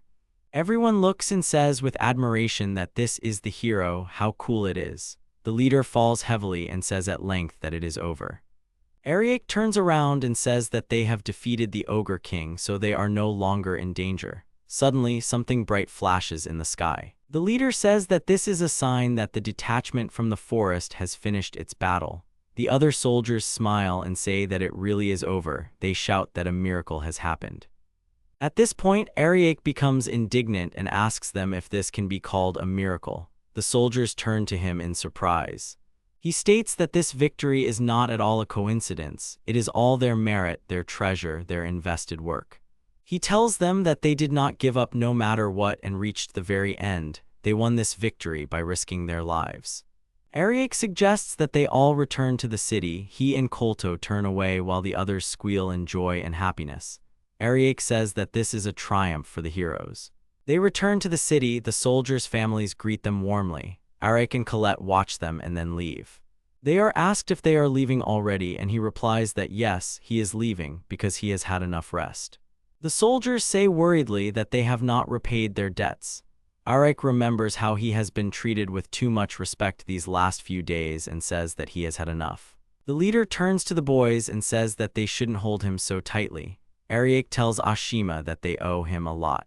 Here Ashimu gets down on his knees, puts his hand on his heart, and says that he once again asks for forgiveness for all his antics. He revokes his license. He says that regarding the deprivation, he raised his city and directed it towards the kingdom. Ariak says wearily that it really wasn't worth doing at all. He adds, telling him to stop standing like that. Ashimu stands up and says that it's called formality.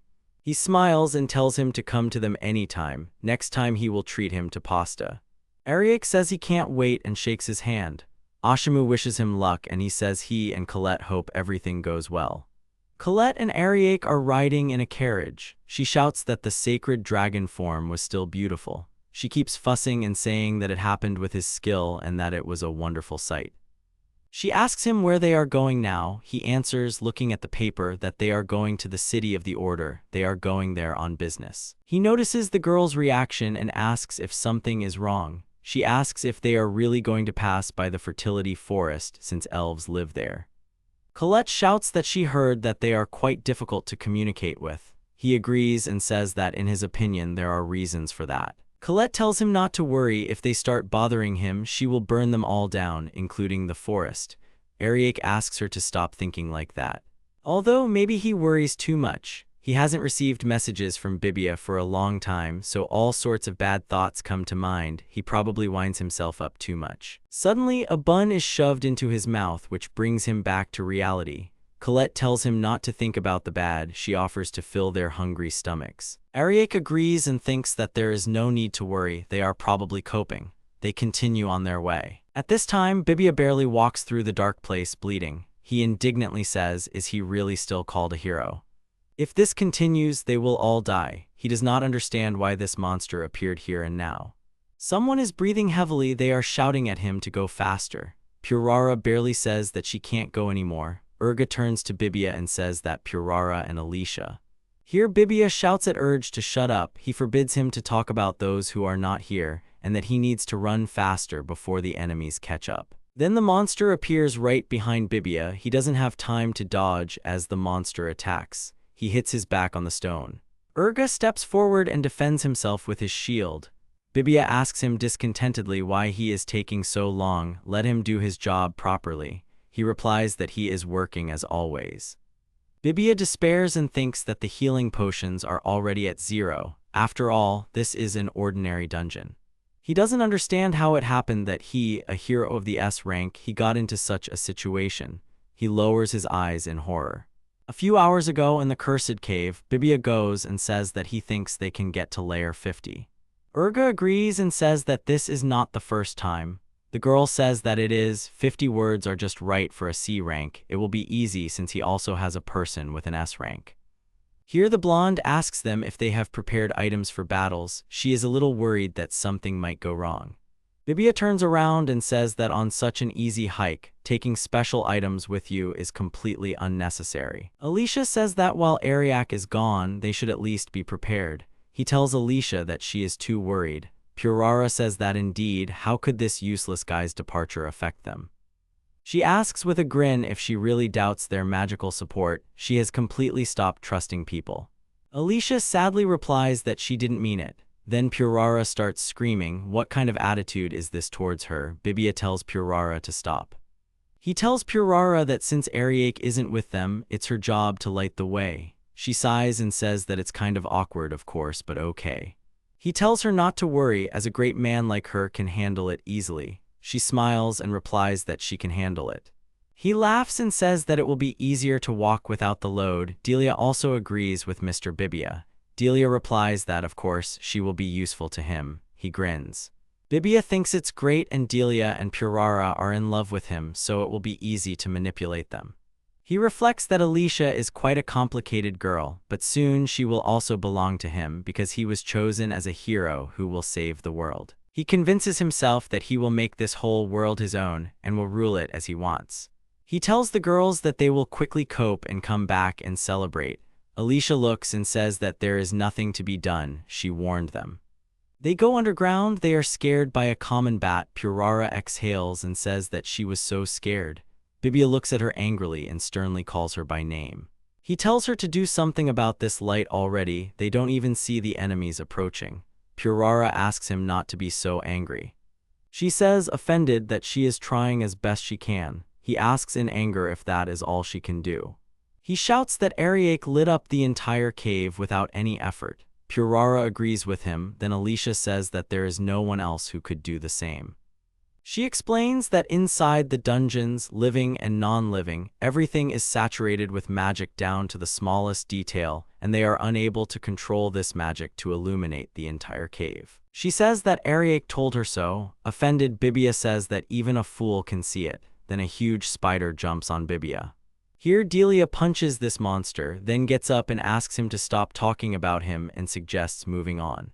Then the same spider jumps on them again. She doesn't have time to turn around as Urga stands up to defend herself. Bibia is indignant and asks why she didn't kill him, since it always worked the first time. Then the evil Delia hits the spider several times so that the spider is imprinted on the ground. Bibia asks if she really killed it. Urga checks and reports that it is dead. Delia doesn't understand why she didn't succeed the first time. Urga says that it wasn't that easy for him to fight back either. Bibia is indignant. What's wrong with them today? He starts shouting that they are of no use to him at all. Then all the guys turn to him and ask why he is doing this. Bibia falls silent and then apologizes, saying that he got carried away. He turns to Purara and says that she is trying too. The main thing is that you can see where they are going, so everything is fine. Delia smiles and says everything is fine. Bibia says there has been a lot of stress lately, but they will cope together because they are his heroes. He turns to Purara and apologizes for yelling at her. She replies that it's okay, although she was a little scared. Bibia suggests they continue walking. Alicia asks if everything is really okay. Bibia turns to her and asks, and she says cautiously that they are not used to fighting in the dark and in such conditions. She suggests that maybe they should go back and redo the plan. Delia yells at her, how dare she say that. Bibia tells Delia that everything is fine and that Alicia is just worried about everyone.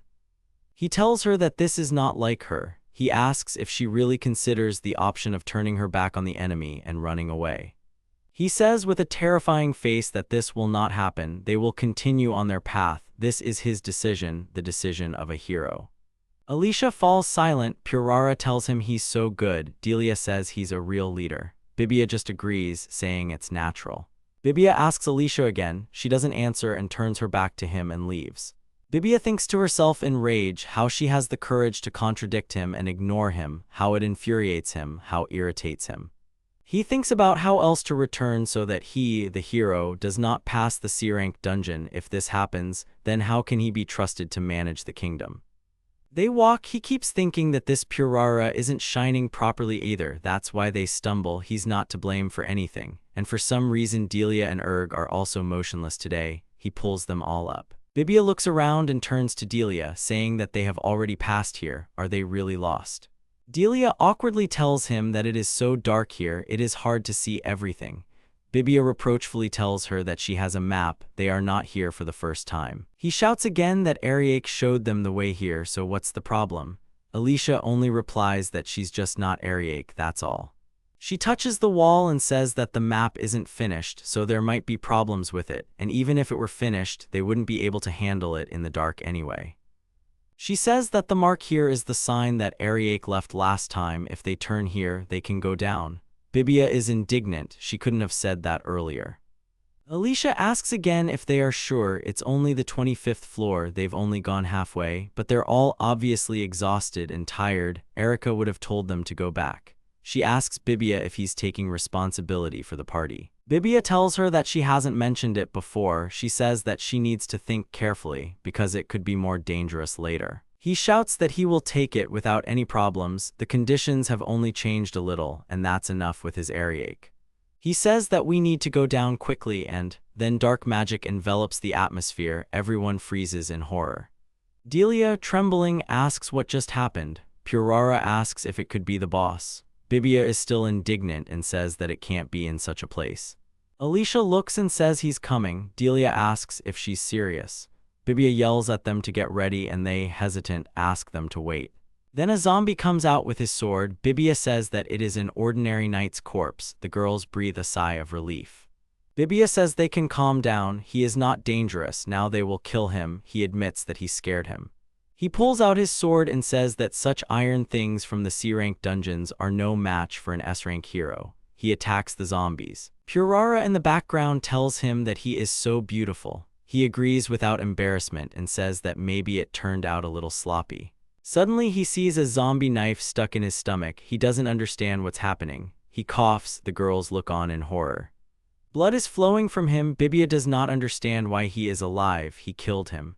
The headless zombie stands with a sword and his head laughs separately. Bibia realizes that he has been wounded. Does he really have a hole in his stomach? He holds the sword tightly and starts screaming that it is impossible. Bibia is in pain, so much pain that he can't move. The zombie pulls the sword out of him and turns away from him. Bibia falls. Then Urga comes out and shouts to Bibia to be careful. He doesn't have time to attack as the skeleton moves. Urga turns around and says he's too fast. The skeleton lands next to his laughing head and lifts it up. Bibia, barely alive, says that it's bad because he somehow escaped, but Urg's blow didn't work. Delia is shocked that Mr. Bibia is injured and Urg's attacks are not working, and that a mere knight's corpse would be so strong. Purara reproachfully asks what he is saying. The skeleton puts on his head. Purara says that it can't be that the knight's corpse is that strong. It's a monster that's over level 20. They've always dealt with them. The skeleton attacks Urga, who fights back but can barely stand on his feet. Bibia shouts indignantly, "What is he doing? Let him fight back. Does he really only have muscles to show off?" Urga tells him to shut up. What kind of talk is this? Since when did he become so smart? Bibia shouts, does he even understand who he is dealing with? Then Delia comes out and yells that the two of them are in the way, so she'll try to attack. She punches the skeleton. However, the skeleton stands still and continues to smile. Delia is horrified. Did it really not work? She strikes with an uppercut from below. But then the skeleton puts his hand on her stomach and she flies away from him in an instant.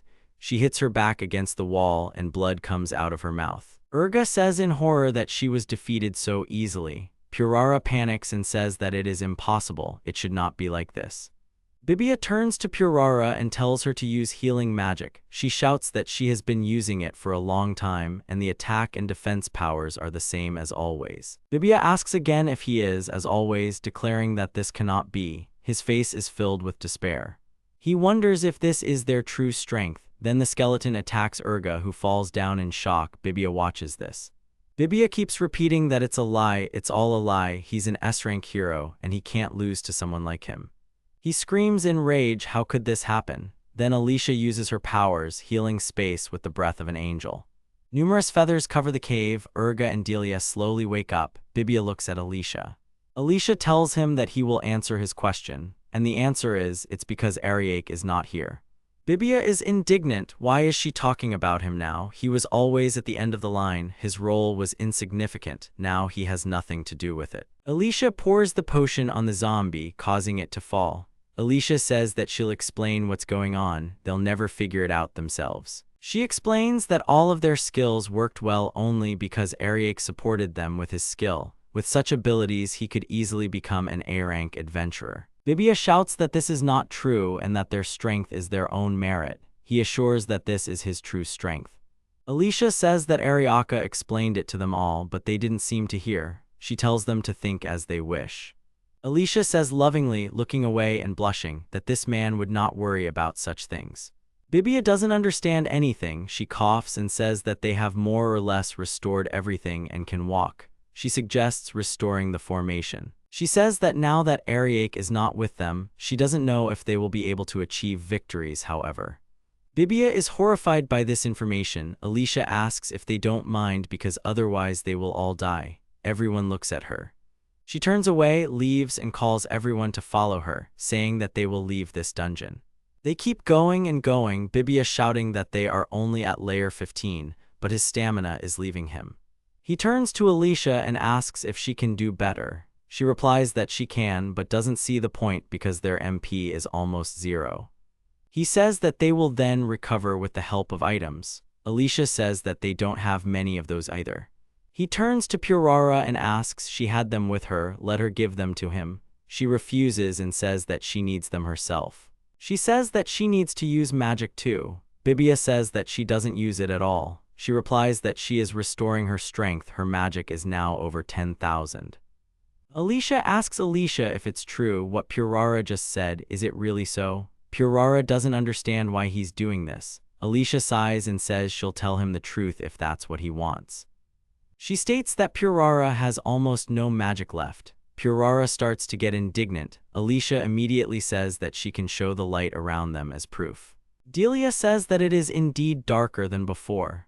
Bibia angrily addresses Purara, who makes excuses, saying that she spent a lot of magic. It is natural, but she is trying to restore it.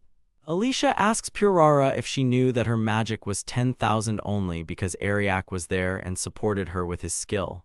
She is indignant. Alicia says that means she didn't listen to him either.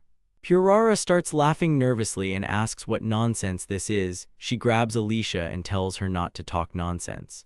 She screams that she used to suffer because of her words and now she is pretending to be special, so she shouldn't behave like that. Urga wants to say something to Purara. Alicia tells her that she pretended to be strong, although in reality she is not. Maybe she should stop acting like that. Purara attacks her, screaming at her to shut her filthy mouth. Delia and Urga freeze in place, waiting to see what will happen.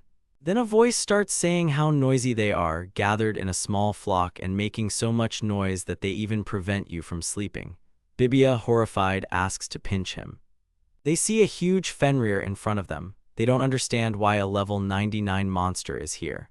They raise their heads in horror and do not understand what Fenrir is doing here, in this dungeon. Fenrir says that since they came here of their own free will, they are either just insignificant bugs or they want to become his lunch. Bibia thinks that the Helgard dog is a Fenrir. This thirst for blood amazes him. According to rumors, he lives on the 99th level. Then why did he come down here to the lower floors? Purara says that even S-rank adventurers can barely handle him, so they have to run. Bibia tells her not to make any sudden moves. If they provoke him, they will be destroyed in an instant. Bibia is sure that they would have been able to fight him before, but now they have no choice but to run. But their enemy is Fenrir. It's so easy for me to run away. They have to make someone a bait. He looks at Alicia and thinks that she is an S-rank adventurer like him, and they also need her as a healer.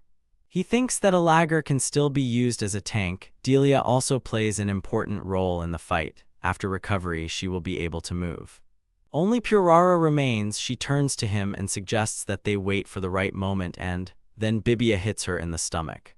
She falls and screams what happened. Purara screams in pain. Bibia looks for something. Urga comes and asks what happened here. Bibia takes the potions from her and says that as expected, she had a stash hidden all this time. He will take it all for the escape. Urga shouts that maybe this is not the time for a fight. Bibia calls him stupid and shouts that he needs to call for help. It's the only way out. Urga asks if he means they will leave Purara here. He says they can't abandon her. Bibia says that Purara no longer has any magical power, so it is better for them to move on. Those who can still fight, if they cannot get out, then there will be no one to call for help. They leave. Purara calls for the hero. Delia says from behind that this is how it is if they do not hurry to call for help. Purara asks Delia to wait and that this is probably a joke. Bibia tells Purara not to worry, to be patient until help arrives. In his mind, he tells her to make sure she buys enough time as bait before she dies. Bibia tells Alicia to follow them, then she says no, she will stay and hold off the Fenrir. Bibia asks what she is even talking about. Suddenly a barrier appears. Alicia asks them to leave. Bibia sees the magical barrier and thinks that it can buy time to escape. He shouts that he understands everything and asks them to hold out until help arrives. Bibia and the others run away. As they run, Bibia thinks that the saint has been useful up until now, so her leaving the group is a big loss. If his life is saved at the expense of the other two, won't it come back to haunt him? Delia and Urga freeze in place. She asks Bibia to wait. They end up running after him. Purara asks if this is a joke, if they are really going to abandon them. She keeps shouting that they are comrades. Are they really? She bangs on the barrier and shouts that she will never forgive them. She curses them. Fenrir says that he can kill him instantly. She won't even have time to curse. Purara freezes in fear. Alicia tells Fenrir that he has carte blanche to do so. He replies that he can indeed do so. Alicia says it's a bit disappointing, but it is what it is. She says if she were here alone, she would act differently. Purara asks her why she's been talking so long. She doesn't want to die. She asks for something to be done. Alicia asks Purara to be quiet for a minute. She closes her mouth. Alicia says not to worry. She is not going to die yet either. Fenrir says that she can see the determination in her eyes. She asks if she is taking revenge for her unfortunate comrades who escaped, or if it is about saving the world. Alicia replies that she doesn't care about this nonsense. She has only one hope, to meet Ariak and make love to him. Fenrir and Purara freeze in shock. Purara asks what she's talking about. She awkwardly replies that she's not talking and asks them not to listen to her. She blushes and says that they are talking about the only hero in the world, Mr. Ariak. Purara is shocked by her behavior. Purara asks her why he is useless without his unique skills. Alicia points the staff at her and tells her that she is disrespecting their hero. Alicia says it's not true that Ariak doesn't have unique skills. Purara says that's what the appraiser said. Alicia says that to her, his existence itself is unique. They continue chatting in front of Fenrir. Alicia turns to Fenrir and apologizes, asking for a little time to talk. Purara is ashamed of this in the background. Fenrir says he doesn't mind. It looks like it will be interesting. Purara wonders if it's really possible. Alicia thanks him. Alicia says she has studied everything, books from all over the continent, and has come to the answer. Guiding God, isn't this his unique skill? Purara asks what kind of skill this is, then she asks to wait and says that she has heard it somewhere before. Alicia replies that it is a fairy tale that is already 10,000 years old. When they were children, their grandmother from the outskirts told them this story. When a hero appears who will save the world, he is given the skill, escort God. Purara asks if she really means that Ariak is God. Alicia says no, it's more like a legendary expression. Ariak is not God himself, but chosen by him. In the tale, God also summoned a hero to save the world. Ariak fits the description of such a person exactly. In terms of status assistance, item storage, and dungeon clearance, it was only thanks to his presence that their party was able to progress successfully. Alicia talks about the excellent support and asks if it was like that in the fairy tale. She doesn't know what to answer. Alicia turns to her and says that she already understands that the entire strength of the group lay on Ariak alone. She says that this fact has been confirmed by today's incident because it is so. Purara realizes this with fear. Then Fenrir asks them if they are done. Purara gets scared and Alicia says that she took too much time. She already told about her beloved Ariak, so that's all. She tells Purara that all this will be useful to her, let her use it and catch up with the others. She lets her run. Purara says that she can't because she's too scared. Alicia responds emotionlessly that then they'll just kill her. Fenrir says that's right, it's nothing for him to kill the midges. Alicia asks if he should let the midges go then. Fenrir says that won't do, he's been here for a long time and he's bored. Fenrir says that he will have fun with them, but then he presses his huge paws on the ground so that everything shakes. Purara immediately gets up and runs away with all the potions, screaming to save her. Alicia wonders if she really ran away, especially with what she gave her. Fenrir says that the barrier is down, he can go after her right now. Alicia sighs and says that she doesn't care. Fenrir senses that the atmosphere has changed. Alicia draws a circle on the ground and says that the barrier was not to let them escape, but to prevent her from being interrupted. Fenrir has a bad feeling about this. He shouts that they will finish talking and then he will immediately attack. His huge paw is stopped by her pole. Alicia asks him with a smirk why he is surprised. Did he really think he could defeat her with one blow? Alicia retracts her pole, hitting Fenrir. She says that now they will fight in earnest. Alicia hits the Fenrir so hard that it flies back. It barely stands on its paws and stops. He says that for something like this to happen to him, Alicia is definitely not human. Alicia says that there is no support from Ariak now, so she is still weak. Fenrir is indignant that she is weaker than usual, but on par with her. Yes, that cannot be. Alicia moves quickly and hits the monster from behind, but he manages to dodge the blow. Alicia's blow hits the entire ground. Fenrir says that this is inhuman strength. He asks where she learned these techniques. Alicia says she'll tell him. He points his finger at her and confidently shouts that she just trained too hard. Fenrir doesn't understand, then denies it and asks her not to lie. She says again that she trained like crazy. Fenrir assures that she is above the level for practice. Alicia asks him to listen. Fenrir is even uncomfortable. She tells him that she trained hard every day and here is the result of her work on herself. She put so much effort into this. Fenrir asks her why she needs to become so strong. She screams that Ariak told her to become stronger. Fenrir is indignant. She is talking about him again. She says in her dreams that if she becomes stronger, she won't be ashamed to stand next to him. He is too strong, that's why he always saved her. But in that case, he won't even look at her as a girl. It is necessary to be balanced in strength. Otherwise, what good would she do? In short, she tried for Ariak. Fenrir says that they used to say that she was a great saint, but she insists that this Ariak is stronger than her. She says that of course it is. She says with embarrassment that he is so. She is not a great saint at all. She just wants Ariak to pay attention to her as a person.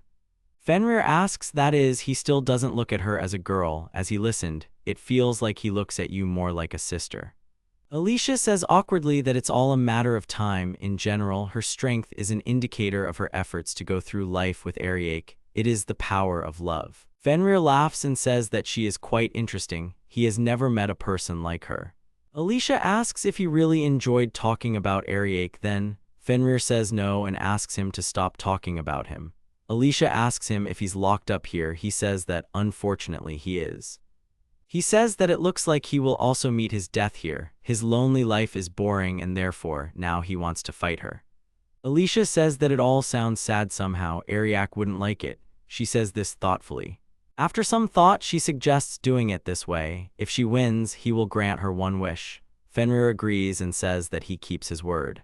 Alicia says that's great and then she attacks and Fenrir attacks her too. The walls end up with huge holes and Fenrir is lying next to Alicia. Alicia breathes heavily and says that she has won. Fenrir stands up and says that he has lost, so let him ask for whatever she wants. He asks if she will choose his life and the elixir that gives the right to endless existence or the legendary sword and treasure. Alicia tells Fenrir to become her pet. Fenrir looks at her in shock and does not understand. She says that he is so strong and he himself said that he is already tired of being here. Alicia smiles widely and tells him to come with her. Fenrir replies that he can't. Alicia asks why. He said he would keep his word if he lost. Fenrir says that he is cursed and will never leave this dungeon alive. He can be her familiar, but while he is imprisoned in the dungeon, he cannot be of use to her. He asks her for forgiveness and says that he only dreamed of traveling with her for a short time. Alicia says that now that he is in limbo, she asks him to enter the item field. Fenrir does not understand anything. Alicia says that he said that he will not get out of here alive. She points her finger at him and says that means if he dies he will be able to get out. She asks if that is true. She says with a smile that he can easily get out of the dungeon. If he dies in the item box, he will be treated as an item. Fenrir asks her what she plans to do with the dead body. She replies that there is no problem, the body can be revived within a few hours of death. She says that she can use revival magic. Fenrir says that he understands about revival magic. As far as he knows, few mages can use it. Alicia says that it is, and that even Ariak praised her for knowing this magic, and how to use this box for items was his idea. She continues to blabber that she is proud of it because it is a technique that could only be achieved through his idea and her magic. Fenrir says that it is very good, it does not matter. Whether he dies or lives, he turns to Alicia and says that he is already glad that he met her, perhaps for the first and last time. He says that if he can really come back to life, he would like to meet the Ariak who made her say that. Alicia strokes him, smiles and says that they can meet him, she will bring him back to life. The monster says that he is Fenrir, the 10th of the sacred beasts of Alicia Lundberg, and that he obeys her and her friend Ariak. He says that just as he did with the heroes of old, he swears to obey them just as he once obeyed his heroes, if not more. He says he'll get some sleep now. Alicia says that when they get outside, she'll find a big, private place to resuscitate him. Fenrir adds one thing, she probably misunderstood him, so he will tell her. Fenrir says that she is female, she can take human form, so if she can get out of here, she will be side by side with her. Alicia is scared. Is she really a female? What does this mean that she will take human form? She asks to wait, but the Fenrir falls asleep. She screams that she has a bad feeling, maybe she is a very beautiful woman. Fenrir does not answer. Alicia panics and says that if that is the case, then they should avoid Ariak meeting her, but she wants to show him that she turned Fenrir into a tame familiar. She sighs and says that it's okay, she finally has the chance she's been waiting for so long. Later at home, Bibia indignantly asks if she is leaving the group. He, Delia, and Urga are bandaged. Alicia says she really is leaving. Bibia says he's glad she made it out alive, but she shouldn't leave the group. She says she's already made up her mind. She says that she can't fight anymore. Thanks to this incident, she has a reason to leave them calmly. She was getting nervous because she couldn't leave the group of heroes right away because of her title, the daughter of the great saints. It seems that after a fierce battle with Fenrir, she was seriously injured and needs long-term treatment, so she leaves the group of heroes. How lucky she is. She sees Purara. She is sitting separately from everyone. Alicia was a little worried, but it seems she was able to return too. Urga says that it can't be helped, the next task would be easier if she stayed. Alicia asks about the next one. She is told that this is a letter from the kingdom. She reads that as a result of the Council of the Kingdom, the hero Bibia Harnua is sentenced to the following punishments. It talks about the confiscation of Langris's sacred sword. In addition, to return the holy sword, you need to complete a D-rank quest. Bibia is outraged that they are overreacting in the kingdom. The punishment is too harsh, and it was only 2 days ago. They are judging quickly. Purara says that this is how seriously they take this. A hero who abandons his comrades and runs away is not worthy of the holy sword. Purara says of course not. Bibia grabs her by the collar and says that she also ran away without Alicia, so she shouldn't play the victim. Urga tells Bibia to stop this and stop talking about it and suggests talking about new members. Alicia asks if they have already recruited new members. He says yes, because they didn't have a porter this time and decided to invite one of their best. Urga says it's a porter named Vashta. Bibia shouts that he has a replacement for him. He suggests that they move on to the next task and fix this stupid mistake. Purara is sadly silent. Bibia says that he was given a D-rank task. He will complete it quickly and make the boys in the kingdom apologize at least once. Delia awkwardly agrees with him. Alicia says she'd better go. Bibia tells her he'll leave a free seat for her. Maybe she'll stay after all.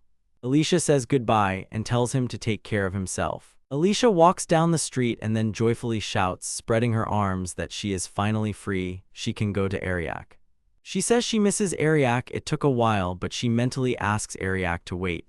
She pulls out a doll in his form and says it is on its way to him. Shortly after Alicia's departure, Ariak and Colette save the town of Medicine from the danger of a group of demons.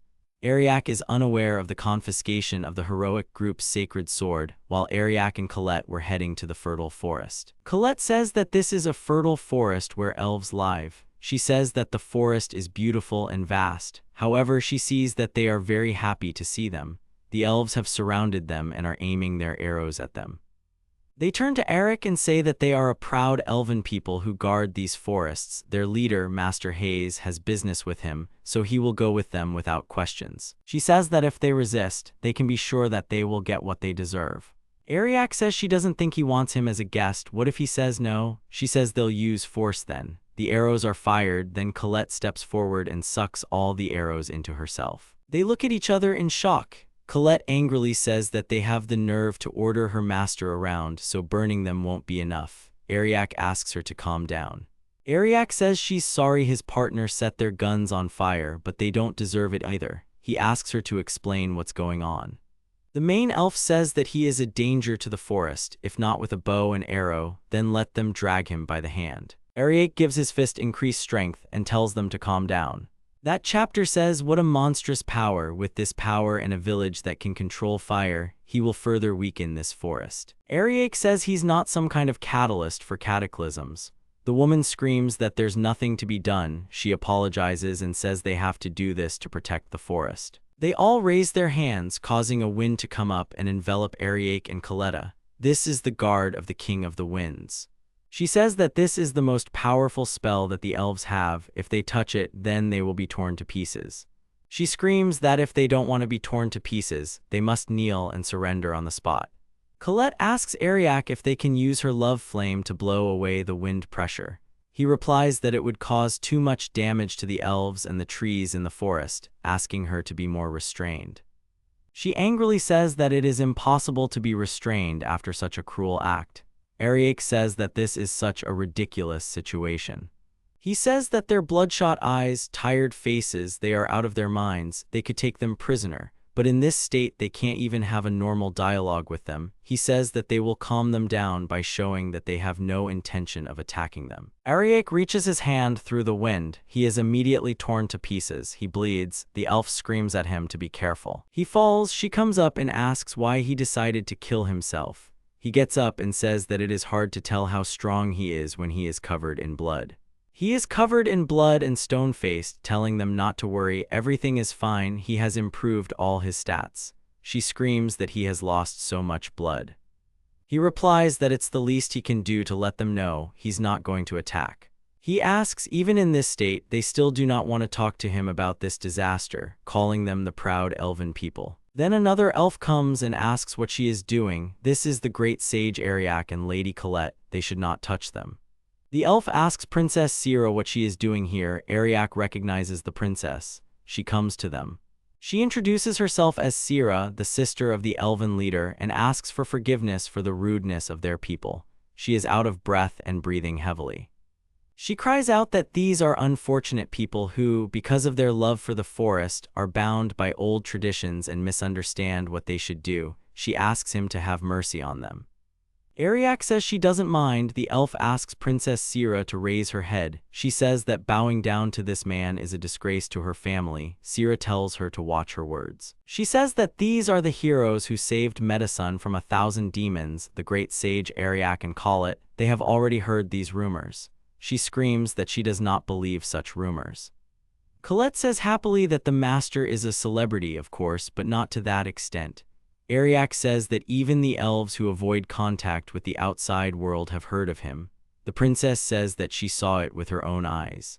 Ariak and Colette don't understand. The princess says that she will never forget this experience. At that moment she was almost killed by an orc. Ariak gallantly saved her.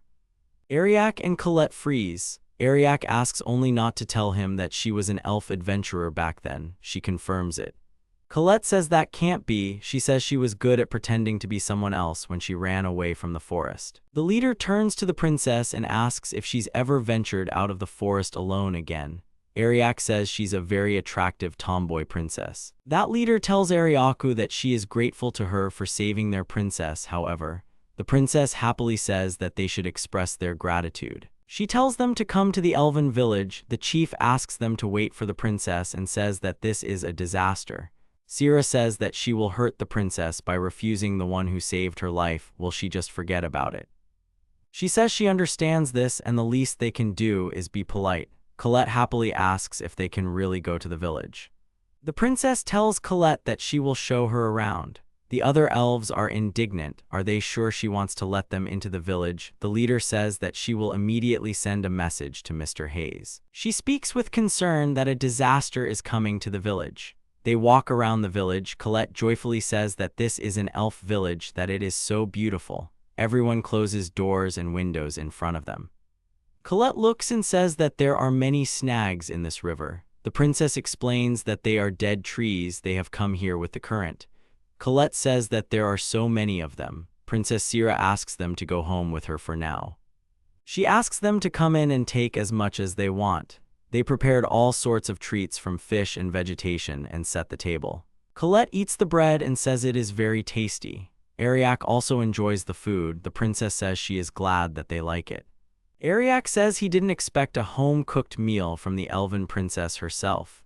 She apologizes and says it's the only way she can repay him, asking him to call her simply Sira. Colette asks her what this flirting is. She asks what she is talking about. Ariak remembers and tells Sira that she has something to tell him.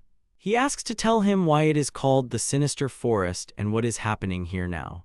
The princess sighs sadly and begins to tell that the thing is that about a year ago in the fertile forest, one after another, the trees began to die. Colette asks if she means the dead tree trunk she mentioned earlier. She says yes, the area around this village has been less affected by the die-off. She asks if they can see them. Deep in the heart of the great forest there is a terrible atmosphere. In this area all the trees are already dead, and this happens all the time, even on sunny days. Colette says she understands it's an ominous dark cloud. Ariak says it's the effect of a magical element, but for some reason there seems to be a gathering of bad spirits. Maybe monsters are starting to appear. The princess says that the trees in the forest that serve as protection have dried up and become unsafe. They are losing their nerves every day. If the forest continues to wither, the elves' survival will be at risk. Colette angrily says that doesn't mean they should blame the master for it. She replies that she agrees, but her brother says that he studied all the literature on this issue and came up with one answer. She says that the existence of Ariak, who is excluded from the party of heroes, is the cause of the disaster. Ariak asks if this could be related to the story of the pact between the heroes and the elves. Colette asks about the pact. In the past, previous heroes made a pact with the elves to protect them with the sacred blessing of the great forest. Even the elves, who hated humans, were kind to the heroes and was allowed to move freely in the great forest. The same applies to the current heroes. As an outcast from the party of heroes, he was considered a nuisance to others. She was also considered a nuisance by the elves, who are allies of the heroes. Ariak says that trouble without the blessing of the holy heroes brings misfortune. The princess nods and says that he is right. Colette screams that she made it all up. The forest curse and their group's departure did not happen at the same time. She replies that it is, even if it is necessary to protect the forest. Her brother no longer sees any other way to solve this problem. The princess turns to Ariak and says that he is not a disaster. He is the hope that brings them salvation. She kneels and says that she knows it's a selfish request, but again, like in the city, she's asking to save their elf forest. Then the chief comes and shouts that this is not necessary. Princess Sira shouts at her brother to stop. He tells Sira that she brought disaster to their village and is now begging him to save them, which is what she is doing. Princess Sira screams that he is not the cause of this. She asks her brother to talk to her, then handcuffs fall on her hands. Brother tells Master Ariak how shameful he is. She will go to prison to think about her behavior. She cries and looks at her brother desperately. Ariak breaks the handcuffs with his bare hands, freeing Sira from this fate. The chief freezes in shock. Ariak apologizes for interrupting their fun. He asks the elven chieftain he needs him, right? Then why doesn't he talk to him first? The chief looks at his hand with fear and then asks what he is going to do. Ariak replies that he sees that he has only broken the handcuffs. He steps on the remains of the handcuffs and says that there is no need to handcuff her. The catastrophe itself is in front of him. He is here. He is not running away or hiding. The chief grabs him by the collar and slams him into the ground. All the treats fall off the table. Sira and Coletta watch in shock.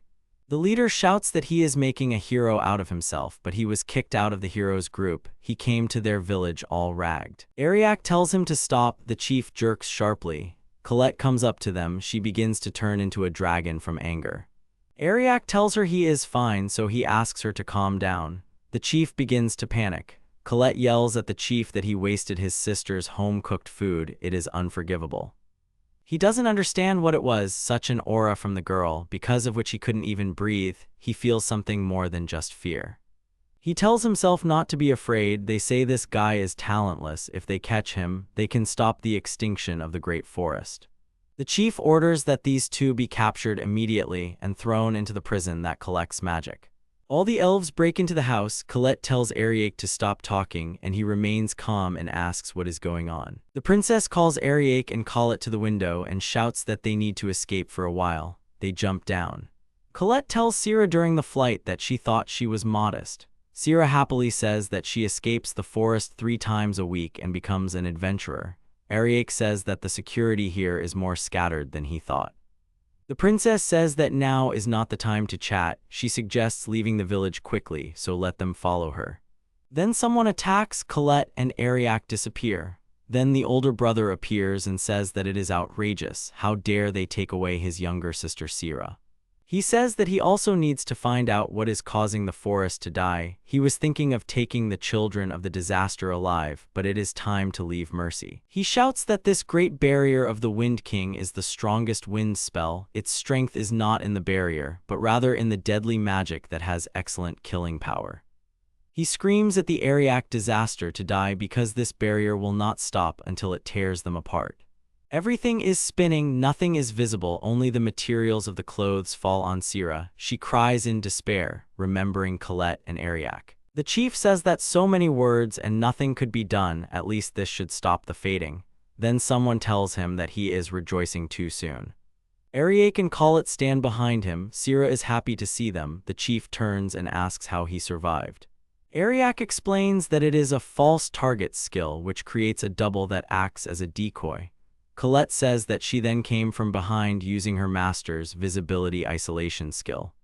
Ariak says that last time he used magic to speak, but this time even that didn't work. He was able to get rid of the barrier with a decoy. The chief angrily asks what they are saying. Ariak says he will not resist anymore. He hopes he will be satisfied. The chief is captured. Ariak says he said he could go to jail if he wanted. He thinks they want to capture him alive to learn how to stop the withering. The chief asks if he really wants to live. Everyone is handcuffed. Colette asks the gentleman if everything is okay. He replies that it is too early to talk about it. Ariak asks the chief if the great forest will stop dying while he is in prison. Let him think about it carefully. The chief replies that of course it will stop. He says that their village's sealed prison has the ability to repel all magic from the inside, making it impossible to interfere with magic from the outside because it would be a waste for them, who are rumored to be good for nothing. He says he doesn't know how he will do it. Even the power of his disaster will be blocked. Ariak agrees and says it will be the same as Hayes. Ariak tells him to think about what is happening in front of him without looking away. Let him judge with his own eyes and ears and not by what people say. The chief says that they are naive and then orders them to be taken to prison. They come to a certain egg with patterns. Colette asks if this is a flying prison. Ariak says that the elves' magical technique is truly impressive. He says it looks unusual, but the interior is probably interesting too. He asks to go faster. Colette says she is not in the mood to sit in jail. They are sitting behind the cages. Straha says that the disaster Ariak is imprisoned. It remains to wait a little. The guards are told that they can go down. Colette sees Sira and asks how she got here. She sees her and starts talking awkwardly and doubtfully. She replies that when they tried to get them out, there was such a commotion, she had no choice what they would think of her if she was the only one who got out of here. Colette understands her and apologizes for dragging her into this. She replies that no, on the contrary, she is glad that she is next to Mr. Ariak. She asks her aggressively how soon she will come to her senses and try to get them out of this prison. Ariak asks them to stop. This prison repels physical attacks too. They ask him how he knows. He replies that he knows how this kind of magic works. He's not sure if Colette is going to attack physically, but it's best not to try yet. It'll be very difficult to sort out later. Colette says that doesn't mean they can't escape. Sira asks her if she was really planning to do that since it's impossible. Ariak says that it's actually possible. This prison is designed to reflect magic. If that's the case, then you can use the conversion skill to change the principle to absorb magic. He says that this prison has no room to store magic, so it will quickly overflow and collapse. Sira says she's never heard of it. Colette says that, as expected of a master, she suggests using it quickly then. Ariak says no because he planned to stay here for a while. Colette asks why being here is such stupid honesty. Ariak confidently replies that time will tell. A week later, the elves see that all the trees are dead. They say it's terrible and that the monster is devouring everything. It happened the day before yesterday when he couldn't get close here because of the rain. The crowd starts talking. If only Ariak were here. The leader hears and asks what they are doing. Let them quickly remove the corpses here. If the rotting continues, let them collect the magical essence. He orders the royal guard to strengthen the barrier against monsters and let everyone get to work. He rides his horse and reflects that the disaster Ariak has been in prison for a week now, but there are no signs of improvement. Apparently the reason is still something else. He needs to start all over again from the beginning. He remembers his coronation when he, Hayes, was named the new chief. May the spirits bless him. He then vowed to bring even greater prosperity to the great forest, and everyone rejoiced and called him Lord. This has not happened in the 10 years that he has been the head of the elves. On the contrary, he made the forest richer, reducing the amount of logging. He gave more power to the elves, who receive energy from nature. But this year he has suffered so much. The forest is dying faster than in previous eras. Whose leader does not like the forest is no good. He tells himself that this is not true and that the forest loves him. There must be some other reason. As insignificant as it may seem, he believes it has a big impact. He was asked if he had heard the story of the elven hero, and he asked what story. He was told that there was one person who was excluded from the hero's party. This interested him. This is what he thought. He had met the hero a few years ago, but he had not met the man named Ariak because he had already separated. So the hero kept talking about some useless and worthless man. Because the hero treated him like that, he takes revenge on him and his entourage with his evil power. Then he thought that this Ariak was this disaster. He remembers Ariak's words to him not to look away, to judge with his own eyes and ears, and not by what people say. Sareta told him that Ariak was not a disaster. He suddenly realized something and vigorously rode his horse further. Korarete tells the master that a week has passed. He said that time will tell, but a week has passed. Sareta apologizes to Korarete. She brings food and says that even while they are here, the forest continues to die. This shows their innocence. Korarete tells her that she's fine. She was released the next day. This elf chieftain has a sister complex. Sareta says that her brother Hayes is older than her, so he treated her more like a child than a younger sister. He is strict with himself and others, so he is often misunderstood. He shows love for the forest more than anyone else. She says sadly that while the forest was not dying, it did not wish harm to anyone. Then Ariak says that everything is fine. They look at him.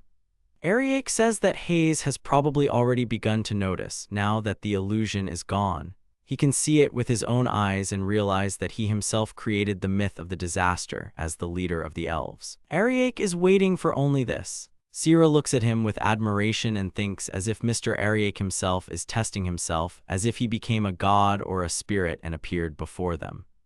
Suddenly there is some noise. Sareta asks what that sound is. What a terrible rumble. Ariak realizes that things are bad. It seems that the worst time has come. The forest is deteriorating faster and faster. Hayes sees a light in the sky and shouts that it is a signal from the village that something has happened. They ride even faster and harder. They come and see wounded elves and destroyed houses. He doesn't understand what happened. The leader of the squad approaches her and asks if he is okay. She tells him that a mudflow came down from the mountain to the village and swallowed up several houses. He immediately asks if everyone is safe. She replies that they are doing it, but there are not enough people. Everyone is in a panic. He asks where Sareta is. She replies that she hasn't seen her anywhere. He asks if a mudslide has really covered her and that they should quickly look for her. Some woman pulls him by the hands and says that her child is in the mud. He is still a child, so she asks him to save him. Another old man says that they will definitely save him because the forest loves elves. Someone approaches them, calling the headman. He says the ground is loose, there could be a second wave, so they need to get out. Hayes looks at him in panic. He keeps thinking while everyone argues that they need to save those under the mudflow first. Another says that they won't be able to help even if they all participate. Someone shouts that the spirit of the forest is angry. Something like this has never happened before.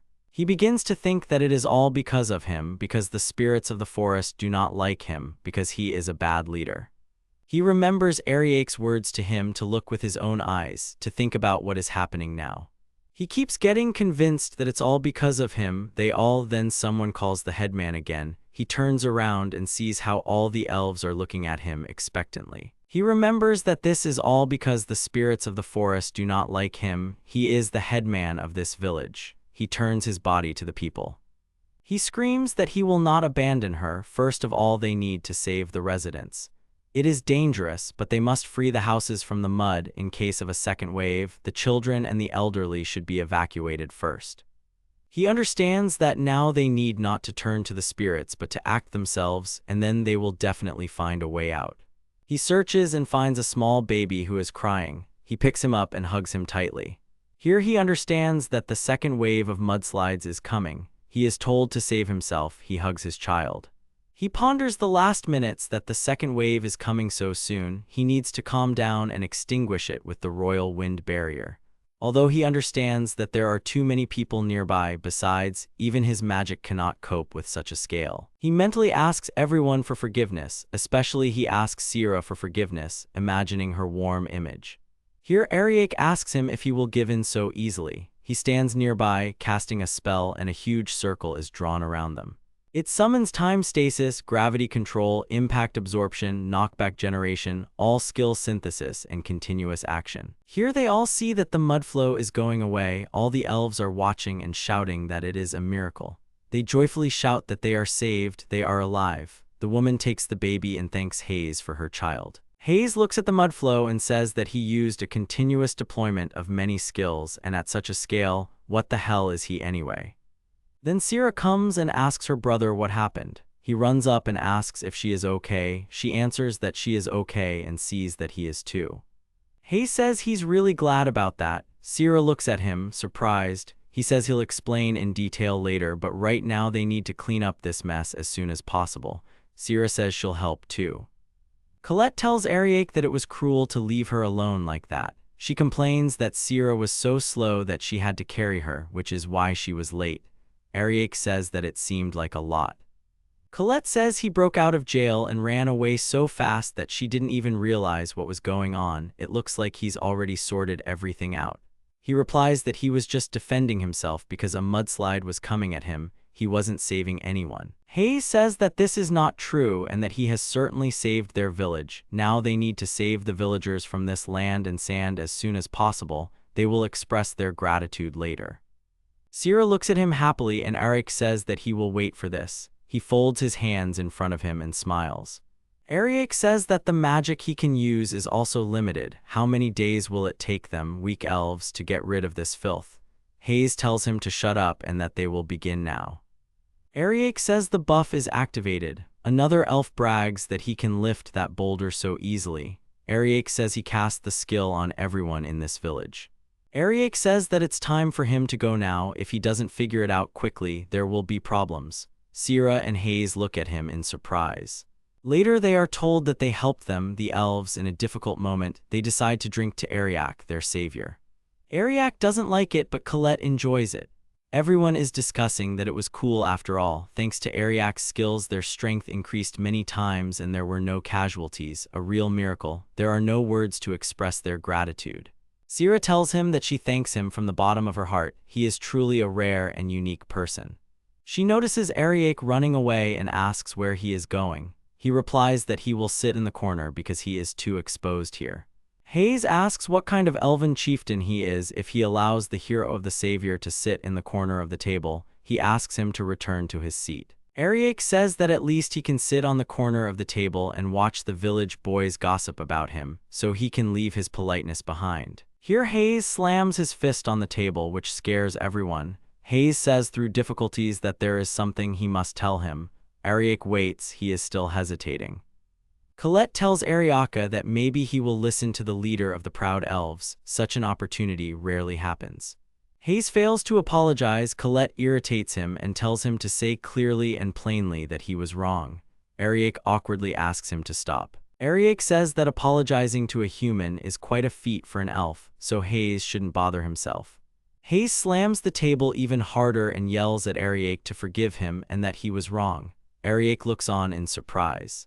The chief says that, not realizing his own wrongness, he blamed others and was cruel. He was self-confident and, having misjudged the situation, almost led his people to destruction. He says that he didn't trust anyone, not even his beloved sister and himself. If only he had better understood what was happening around him. It was his mental weakness that brought them to this.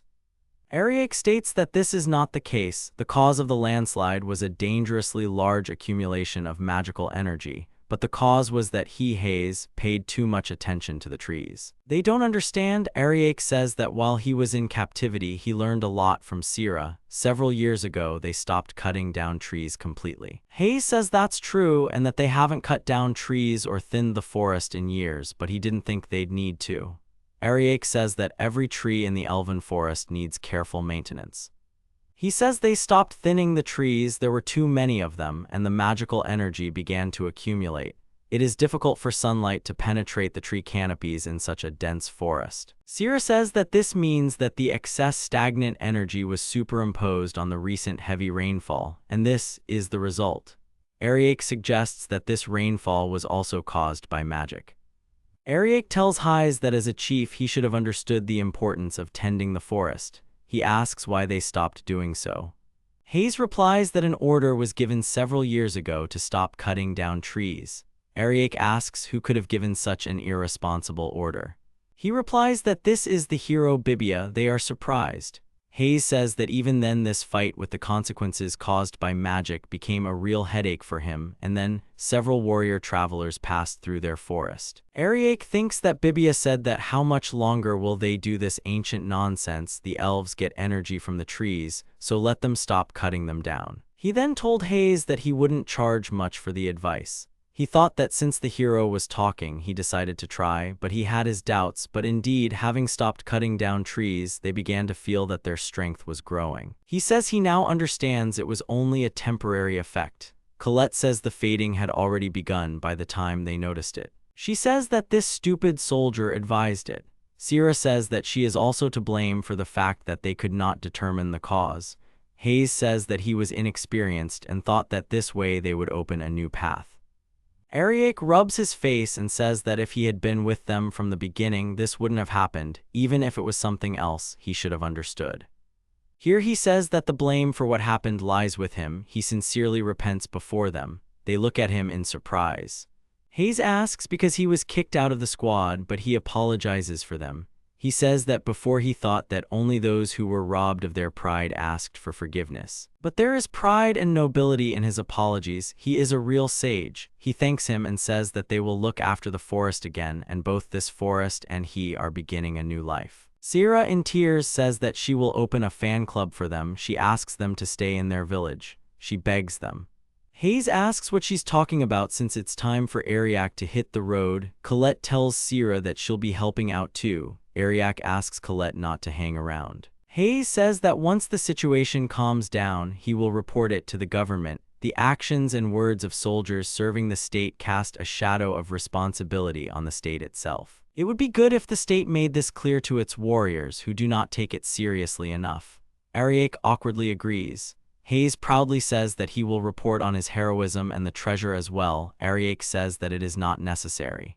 Hayes scolds his sister as much as he can. Sareta turns to Mr. Ariak and almost cries. Ariak says that her courage and determination saved them. Colette agrees, saying that if it weren't for her, they wouldn't have lasted a week in jail. They say that her people can rest easy because she is next to them. Let her lead them further. She is a talented leader. Ariak says that when they meet next, he thinks she will already be a princess, wisely ruling the elves. Sareta thanks him and wishes them a safe journey. They all say goodbye. Ariak and Kalito leave the elf village. In the city of Laxmi, a girl looks at an ad and reads that they are looking for a warrior for the heroes' squad. Maybe this is her chance to help these brave heroes. Alicia stretches her arms and says that she enjoys traveling alone for her own pleasure. She looks at Ariak's doll and says that if only Ariak were here, it would be best. Fenrir tells her that she tried to tempt her with a trip, but she's traveling alone, which is pretty boring. Alicia looks away and says that then it's a trip of one person and one animal. She asks Alicia if there is any trace of this man here. Alicia replies that her radar is responding. She adds sadly that he has already disappeared, and she senses traces of a greater power, an impersonal power similar to hers. Fenrir says it is a dragon. Alicia asks what it is. Alicia says she thinks they're heading in the right direction. He asks her to move. Elsewhere, Bibia is angry and says that someone must be joking. They are not going to join them at all. He clutches the paper with the announcement. He shouts that they even rented a room in a hotel to interview new members, but not a single person came today. He asks if they recruited the right staff. Delia says they interviewed a few people, but not many. Bibia yells that they were all low-level, useless. He says in an irritated tone that the kingdom guys said they wouldn't give back the holy sword unless he completed this D-rank quest. D-rank is easy, but if they want to take Alicia's place, they'll need a healer of a certain level. Urga says there are rumors about the holy sword being confiscated, and frankly, the number of applications. Bibia yells at him not to pick on him. That's not how he makes his flyers. Bibia says the new guy they hired the other day wasn't even good. He compromised with him because he was average. He shouts that he said they don't need men, they should include this in the job description. Someone comes in and awkwardly says he's finished packing. It's Bashuda, he's a porter. Bibia tells him it's a good job, calling him a newbie. Bashuda sadly says that he is a man, maybe he is not suitable to participate, because he said that he does not want there to be another man in their squad. Delia immediately says that they need Bashuda in their home, but in her head she thinks that he is needed for routine work. Urga agrees and thinks that they cannot afford to lose another person, and Bibia is in a bad mood. Bibia says that the last porter was completely useless, so don't worry about it, he's much better than him just because he doesn't talk back. Here he shouts, "Where is Purara? She has been behaving well lately." Just then she comes in and asks someone not to follow her. Another asks why she is alone. Purara comes in, followed by a guy. She shouts that she is not alone. If they want to pick up a girl, let them look elsewhere. Delia asks her where she was. The guy asks if that is her beautiful friend. Bibia sees the boys and asks if they are potential recruits. Purara angrily says that they are not. They see that Bibia is brave, they wonder if this is real. Bibia gets pleasure from such words. He says he is really a great hero, Bibia is brave. They laugh and ask if he is serious. They shout that he, Bibia, is a stupid hero who has had his sacred sword confiscated. He begins to get angry. The guys discuss that he abandoned his comrades in the cursed cave and ran away. This is not good, the great wise princess would have abandoned him. Bibia shouts at the boys that they will die right now. Urga stops him, tells him to stop and not to make scenes with civilians. They suddenly say that Ariak is amazing. The angry Purara asks why Ariak's name appears there. They ask her if she doesn't know that a big attack took place in the city of Medisun the other day. Urga asks if they are talking about the royal knights and adventurers clearing the demon forest. The guy replies that it is just a government fiction. He says that in reality, the royal knights were destroyed by the demon forest monsters and the adventurers surrendered, but then Ariak appeared. Bibia immediately shouts that it is a lie because he could not resist him. The boys say that they fought Ariak in that city, they were in the rear, so they hardly saw Ariak on the front lines. They say that it is a great honor for them to fight alongside Ariak. They never thought that they would meet a mad hero who drove away a real hero. Bibia closes the door in front of them and shouts to get out. He calls them village idiots and that they are making it all up anyway. Delia, Purara and Urga just look at each other. Purara asks Bibia if she should apologize to Ariak. Bibia is furious. Delia asks what she is even talking about. Purara says that they only heard about Ariak and wasn't it because Ariak wasn't their last time that they were almost destroyed in the cursed cave. She thinks that Alicia wasn't the only one who believed in Ariak. She thought that it was Ariak's unique skill. Bibia grabs her by the collar and tells her that she doesn't know what she believed in, but she would never be stupid enough to apologize to Ariak. He orders her to never speak of it again. He throws her against the wall. The guys want to stop him. Bibia asks if they really think it's more profitable to listen to Ariak's convenient stories and flatter him. If she wants to apologize, then let her go alone. Bibia declares that they will never be able to travel without him. Bashuda asks Purara if she is okay. Purara says not to worry, she won't leave this group. Delia agrees and says that they are all friends. Purara says with a blank look but a smile that they haven't gotten even with them yet. Bashuda doesn't understand. Bibia starts to get angry from the noise and asks if it's really those rednecks again. He thinks that to make it clearer, he needs to hurt them once. He opens the door and sees a girl with a pole. She says that she and the hero haven't seen each other for a long time and she is glad to see him again. Bibia recognizes it and says it's Lorelei. She looks inside and says they're all here because it's been so long. Delia also recognizes her. Urga says that a lot of time has passed. She looks good. She says that she just returned from a long hike. She heard that they were here and came to say hello. Bashuda introduces himself. She asks if he is a new member and apologizes for the delay. She introduces herself and says that her name is Lorelei Canaria, a recovering artist who has been temporarily living with the hero's company. She tells that during a difficult quest against a behemoth, the hero needed an additional restoration mage, so she temporarily joined him. She asks if Ariak isn't here and the saint isn't here either. Delia explains that they're both away for different reasons, which is why she's looking for someone to take over. Bibia says it doesn't matter if they have a few people less, it won't affect how strong he is or not. The girl says he is her hero. She tells him with shining eyes that she still thinks of him every night, the hero who cut down the mighty enemy hippopotamus with one blow of his sacred sword. It was truly a wonderful sight. Bibia is embarrassed and says that it was so amazing. Lorelei says that it was a wonderful fist job by Sister Delia, who knocked out so many ogres in an instant. She is embarrassed too. She talks about Elgar's iron defense, which is not subject to enemy attacks, and she replies that of course it is him. Lorelei also mentions Purara's various magical attacks, and she replies that she has a pretty good sense of magic. Lorelei says that the time spent with them, the heroes, was truly a miracle, and besides greeting them, she would like to say a few words about them. She learned that they are looking for new members. She says that if there are any more openings, she would like to see if they would consider her as a candidate. Bibia immediately shouts that they are recruiting her. He says that they were actually going to choose from 10 candidates, but she was the best choice. She asks if they are sure. For her it is a big honor that she was chosen from dozens. She says she is so happy to be with them again. Bibia says that's what real heroes are made of. Delia agrees and says that it's nothing compared to one failure. Urga tells Purara that she remembers what they did on their way so far. She says she would like to go back to those glorious days. Can she?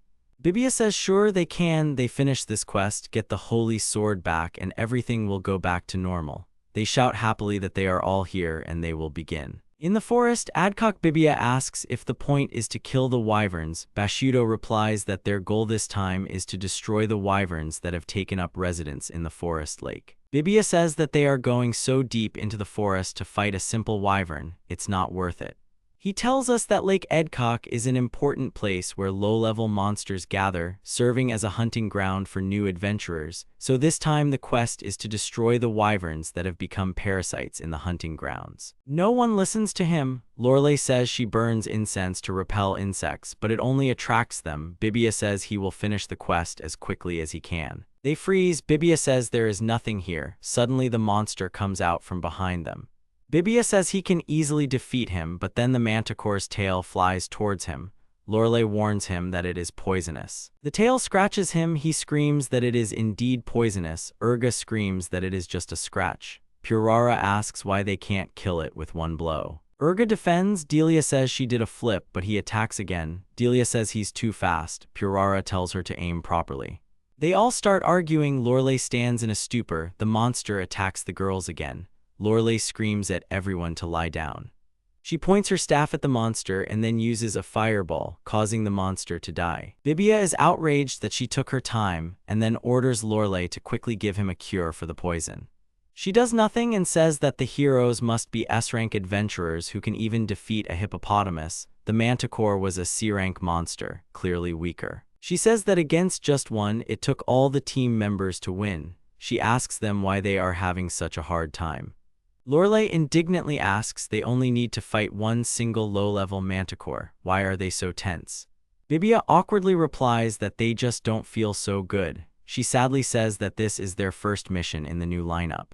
Bibia turns to the other boys and says that this changes everything. They awkwardly and demonstratively agree. Bibia immediately says that they are already better. Bibia turns around and sees Purara walking away. He asks her menacingly where she's going. She gets scared and replies that her stomach hurts. Here Bibia and Delia push her forward. She screams, asking why she has to go first. Bibia says maybe it's because she just tried to sneak away. Delia shouts that only cowards run away from a battlefield alone. Purara is indignant. Who would say that? She keeps screaming that they decided to use her as bait again. She should have escaped earlier. Urga screams at her to stop ruining her reputation. Lorelei awkwardly turns to Urge and asks if he can tell her more about the bait. He panics and replies that there is nothing like that, so he should forget about it. Bashudo tells Lorelei that it's not really anything like that, but then she happily says that if it's nothing like that, then she's happy. Bashudo wonders if she really believed it. The girl tells him that this is what real heroes say. Bashudo asks how she, with such naivety, even made it into the adventurers. Bibia shouts at Purara to move forward already, and she shouts that it hurts. Suddenly they start itching and don't understand what it is. Bibia asks what is wrong. Bashudo says it is possible that the insect repellent has run out, which turns out to be true. He says that it seems that now that there is nothing to scare them away, they attract the attention of blackflies. They suck out magical energy from people like mosquitoes. Moreover, the place of their bite itches very much. Bibia tells him to quickly open the next incense. Bashudo replies that there are none more. Bibia does not understand and starts shouting that in the forest dungeons, insect repellent incense is a must, so why didn't he take spares with him? Bashudo replies that Bibia himself said that they would quickly clear everything out, so there is no point in taking so much. Bibia shouts that it is the porter's duty to always take a couple of extras with him. The porter shouts that as a newcomer to the team, he has no right to disobey the commander's order.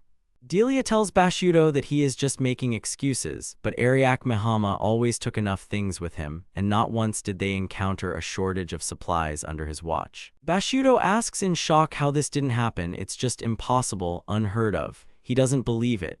Bibia says that because of Ariak this happened all the time. Bashudo says that the amount of things they can take with them is limited. Slight over or underweighting was common on hikes, and he had never heard of a tough porter who didn't have problems with being short of something. Lorelei says thoughtfully that she has never heard of such cool porters either. Ariak turns to her. She says that lack of essential supplies is an inevitable part of long journeys, so the group leader and porter always prepare very carefully for the expedition, because the success of the expedition for the whole group depends partly on it. When everything is ready, the group leader evaluates the quantity and quality of the collected items depending on the condition of the participants and the complexity of the task. Of course, their leader, as an experienced hero, did the same last time. Lorelei asks if they've never had a shortage of supplies, then why is it this time? Bibia panics and then blurts out that sometimes, in rare cases, this happens. Lorelei listens to him. He says he figured that some midges were not such a big deal, just a minor nuisance. Lorelei replies with a smile that if that is the case, then she is very happy, but now she is a little worried about what is the reason for their poor health. Everyone suddenly falls silent. Purara wants to say something, but Bibia interrupts and shouts that nothing special, she has nothing to worry about. Lorelei searches for something in her pocket, asks her to excuse her, and hands them some insect-repellent incense. She says with a smile that she put some aside for herself to use later for her personal purposes. Bibia says that they don't need it. Urga immediately thanks her. Delia admits that they were no longer bearable. Purara says that it's so good that she's on their team. Bashudo says that she is their savior. He will be more attentive in future. Bibia is indignant. Did they even hear what he said? They laugh and say that then let the one who is not afraid of small insects go ahead of everyone. Bibia starts to scold, but in the end allows them to take them. Vivera is sitting and doing her own thing. The guys are looking out from the bushes. Bashudo says that here is Vivera. Lorelei says that now they should think of a plan. She notices that the others are going to go like this. Bibia tells her not to be such a coward because Daddy will figure it out in no time. Delia says she will use all her skills on him this time. Purara says the advantage always goes to the one who attacks first. Urga says that they had a little talk before coming here, so everything will be fine. Bibia calls out and Lorelei and Bashudo look at them in shock. Lorelei tells them to stand still and states that they are doing everything completely wrong. They turn and look at her with displeasure. Lorelei says that one of the rules of any adventurer is to always expect the unexpected. She explains that the discussion of who attacks and in what order is only the basic outline of such sorties. They have not even outlined any plan. They do not know the details of the area, they did not monitor the weather either, and the physical condition of the group members should also be taken into account. There was indeed only one wyvern there, but what if other monsters suddenly showed up? How about castling in case they had to fight a lot more opponents if she suddenly decided to call her friends? Bibia says that in his experience, if there have been any unexpected moments, they have been minor. Lorelei asks why they decided to ignore the detailed attack plan this time. She says that they always had a well-thought-out strategy before, which they strictly followed. They all ask each other if this is true. Urga says that he does not remember such a thing. Purara agrees. Here Lorelei says that they have already thought of everything. She states that one of the rules of all adventurers is to learn to use their unique talents correctly, and he will be able to survive. The quest is not a place where it will be easy to perform various maneuvers and show off your talents, so a lot here depends on the correct tactics of the team: attack, defense, support. If you stick to this tactics, you can put on a real show. Delia asks if she is saying that tactics are more important than their own strength. Bibia asks if she is trying to belittle his heroic skills. Lorelei replies that it is not at all, that is just speculation. Lorelei just thought that the reason they were so valued was precisely because of their amazingly precise battle tactics. So why did they decide to act according to the situation now without following any plan? It was so unusual. Bibia asks if they are valued for their fighting tactics. Purara openly says that this is the first time she has heard of this.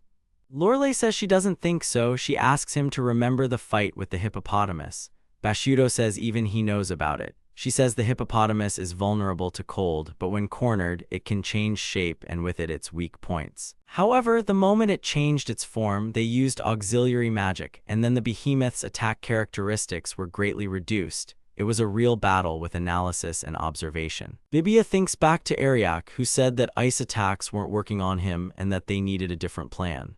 Then Alicia told Ariak that, as mentioned in the book he read, the enemy was delivering different types of attacks in a chaotic manner. Ariak said that it was she who put up the protective pentagram in time. Delia and Lorelei will go in 12 seconds. Elgar will go after them to attack. He will probably use magic. Bibia starts to get angry that he was the one who fought and that Ariak Mihama didn't land a single blow. He was simply useless. Here Lorelei remembers and to Bibia's tension says that at that time Ariak was in charge of preparing all the expeditions. In addition, it was Ariak Mihama who explained the operation to them, and once they arrived at the scene, throughout the battle he periodically encouraged the group members and gave them advice. She says that Ariak is no longer with them. She asks directly if the fact that Ariak is no longer here has suddenly turned the great hero team into a useless group of people. She asks Bibia if he thought he left because his band sucked. Bibia's face twists in anger. Delia is horrified by her words, and Lorelei asks if she really said all that out loud. Urga asks the trembling Bibia how he is. Bibia raises his head and begins to scream and sob. He slaps the ground. Lorelei tells him that even newbies don't allow themselves to whine in the presence of an enemy. Delia asks Lorelei to stop it already. He can't stand on his feet anymore. Urga tells Bibia to forget about her and that he did well. Here only Purara laughs out loud because he burst into tears because some girl dragged him through the mud, and now the whole group is cheering him on. She tells him what a worthless hero he is, whining in front of everyone, kneeling. He shouldn't have thrown her into the grotto, so he got what he deserved. He cries even harder. Urga asks Purara how much longer. He asks her to stop. Delia calls her a loser and tells her to stop. Purara asks if she is really a loser. Let them look at themselves. They shouldn't have abandoned her. Urga asks how long she will remember this. Delia says that she always irritated her. Bashudo shouts that he is fed up because it is impossible to work with them. He sends everyone away and says that he is going home. Let them do what they want. He doesn't care about it. He says that he won't waste a minute on their worthless group. Delia and Urga are left in shock. Urga says that if he leaves, rumors will start again. Delia says that she will go after him. Lorelei asks if they will break up again in the middle of a mission. Urga yells that they are busy. Delia tells her to be quiet. Lorelei looks at Purara, who says that they will have to use the hero as bait. Lorelei turns to Bibia and hopefully asks if he will defeat Wyvern. Bibia continues to cry. Lorelei grabs him by the collar and screams at him to pull himself together. He, snotty and tearful, tells her to apologize first. Lorelei stands up and says she gives up. She can't believe how selfish each of them is. She says that this group is not worthy of being called a hero's group. Here even Purara and Urga turn to the terrible screams. Bibia shouts not to look at him like that. He is a hero. He will still remember them, so let them just try to laugh at him. He takes out his sword and shouts that anyone who mocks his group, he will kill them all. Then everything starts to glow. Purara shouts that he is using the final sentence. Lorelei asks in horror what this is.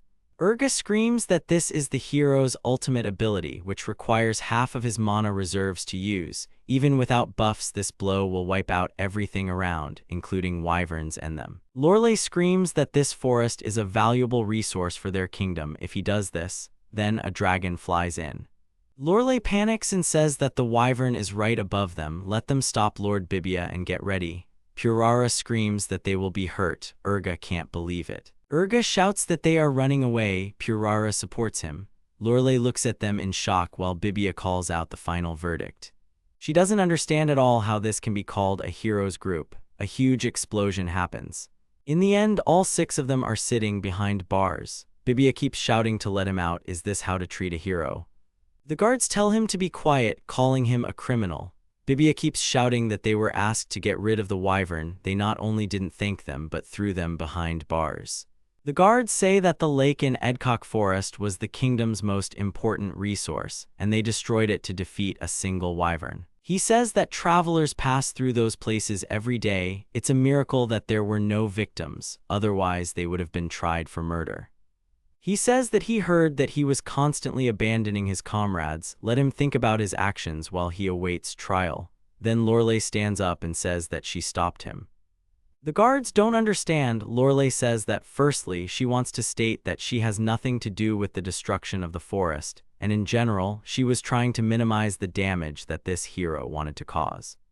She says that if it weren't for her sacrifice, the situation would have been much worse. Bibia calls her a rat because she wants to leave. Straka checks the documents and says that she is not listed as a member of the group. Bibia asks to wait and says that she only arrived today. He has not yet managed to register her. Lorelei says that she does not know them at all. She screams that they should be ashamed because they can't abandon their comrades to save their own lives. Everyone looks at her in shock. At this point, Purara makes puppy dog eyes and says that she also risked her life to stop the hero. Delia joins in and says that he was too strong. All she could do was reduce the damage. Urga hugs Bashudo and says that they tried too. Bibia doesn't understand and gets angry. What came over them? The guards ask if they all suffered because they tried to stop the hero, which means he should be the only one in prison. Everyone answers at once that everything is correct. Bibia is shaking. The guards say that it is clear to him that, given the circumstances, only the hero should be held responsible for what happened. Delia tells Bibia to just submit. Urga says they promise to wait for him to come out. Purara tells him to think about his behavior. Bashudo says goodbye calmly. Lorelei tells him to see him later. Bibia shouts after them that he will not forget them. Then someone asks him why he was making so much noise. He heard them on the other side of the door. The guard asks for forgiveness and says that he was supposed to meet him. Bibia becomes afraid and asks if this is Chancellor Verdok. Verdok says that he is pleased to meet the hero's party, even if not under the most favorable circumstances. The girls are scared and don't understand what he's doing there. Verdok says he just had some business nearby and apparently their imprisonment was a big mistake. He orders the guard to release them immediately. The guard says that the investigation is not over yet. Let him at least leave the hero. Verdok asks menacingly, did he not hear him? Let him release them immediately. The guards obey and let them out. They go out. Verdok turns to Bibia, the hero chosen by the sacred sword. He says that he would like to discuss something with him. Bibia is frightened. Verdok says he would like to be alone. He asks if he would join him for dinner. He replies that he would be happy to, as the city is famous for its cuisine. Verdok laughs and agrees with him, saying that what's more, he has prepared a banquet for their group at the royal palace. Meanwhile, Ariak and company have arrived in the city of Alden. Colette is walking around and shouting how beautiful it is. Suddenly, Ariak is doused with water, which makes Colette more frightened and twitchy than the master himself. The elderly grandmother asks him for forgiveness. She says that she was watering the flowers and got a little carried away. He replies that it's okay. Colette says it sucks. Ariak Mihama says she needs to dry off quickly. He wipes his face with a towel. He says they just arrived and this is a bad sign for them. He has a bad feeling. He hopes nothing happened to Bibia. Colette says that walking along the clean streets decorated with beautiful flowers, she cannot find a place for herself. Ariak Mihama says it's too clean. Call asks if that's a bad thing. Ariak Mihama says not always. He wonders where they put the trash. Ariak Mihama notices that someone is following them. He is distracted by Coletta, who says that there are a lot of people somewhere. He says that it looks like they are meeting someone. The crowd runs right over them, shouting that Lord Henry has arrived. Colette shouts that they are being carried away in the stream of people. Ariak Mihama somehow gets out of the crowd. A certain aristocrat on horseback looks at him and asks what they have here. Are they really travelers? He asks what it was that attracted the attention of Heinrich Gross himself. Ariak Mihama says they didn't do it on purpose. This aristocrat shouts that he has no time to bother with commoners. He asks if they have come to their wonderful city to listen to his speech. How noble of them. Today he will speak about new laws in the square. He speaks of a beautiful law to maintain the beauty of this city. Ariak Mihama looks at him emotionlessly. Heinrich looks into his face and asks if they have never met before or if he is imagining it. Ariak Mihama modestly covers his face. Henry addresses the citizens and tells them to listen carefully to his speech. The evil Colette asks who he is. Ariak Mihama asks with a smirk why don't they actually listen to what this new law is. Henry addresses his dear citizens. He wants to express his sincere gratitude to them. He shouts that they worked tirelessly for the good of their city. He is proud to have such outcast subordinates. The crowd of girls keeps shouting that Lord Henry speaks from the heart. They admire him and say that he is incredible. Colette complains that the crowd is too noisy. Ariak Mihama says what else to expect from young ladies in the company of a handsome lord. Colette says she would gladly fry him until crisp. Ariak Mihama suggests she do without it. Colette says she would never lay eyes on some lord when she has a master by her side. Ariak Mihama doesn't hear and says that he seems to be done with the warm-up. Heinrich shouts that their wonderful city is under threat, tax evaders who prevent the state from properly caring for them. He shouts that the most dangerous of them are the beastmen. With their inhuman strength and bestial nature, it costs them nothing to ignore their laws and principles, but let them not be afraid, for he will protect them from all dishonorable deeds. He shouts that they will clean out their slums. He declares persecution of every beastman who does not pay. The crowd shouts that they will not let them do whatever they want. They ask God to bless Lord Henry and save them from the evil ones. Ariak Mihama says that he senses an unhealthy attitude towards beastmen in this city. If he had a cat wife, he would be beside himself with anger. The nobleman says that he would now like to hear objections from the city's inhabitants. The guard announces the first representative from the Segsta district. Let her step forward. The grandmother awkwardly says that recently they have had more frequent cases of theft and asks for his help. The guards say that the district mayor should deal with such problems himself. The grandmother says that there are too many cases of theft. The guards do not calm down. How dare she ask His Majesty about this? Henry intervenes and says that he only wants the best for his subjects. There are no minor problems. The crowd says that he is so noble and generous. Colette calls him an unfortunate poser. Ariak Mihama says that it seems that he has nothing else to gain the people's trust with except a show. Heinrich turns to the district chief and says that there are many beastmen living in their territory. Isn't it obvious who the thief is? He looks at them with greedy eyes and says that these damned beastmen do whatever they want, so they have to get rid of them. He answers that Segsta is an industrial area. They need their strength for work. Then the aristocrat takes him by the shoulders and asks if he really wants to profit from the labor of criminals. He answers in a panic that no, and that is not what he meant. Henry says that this means they will create a city that will not rely on thieves for labor by destroying them once and for all. The crowd shouts that he is right. Let them get out of here. The district chief squeezes the aristocrat's hand, agrees with his order, and says that they will get rid of the threat together.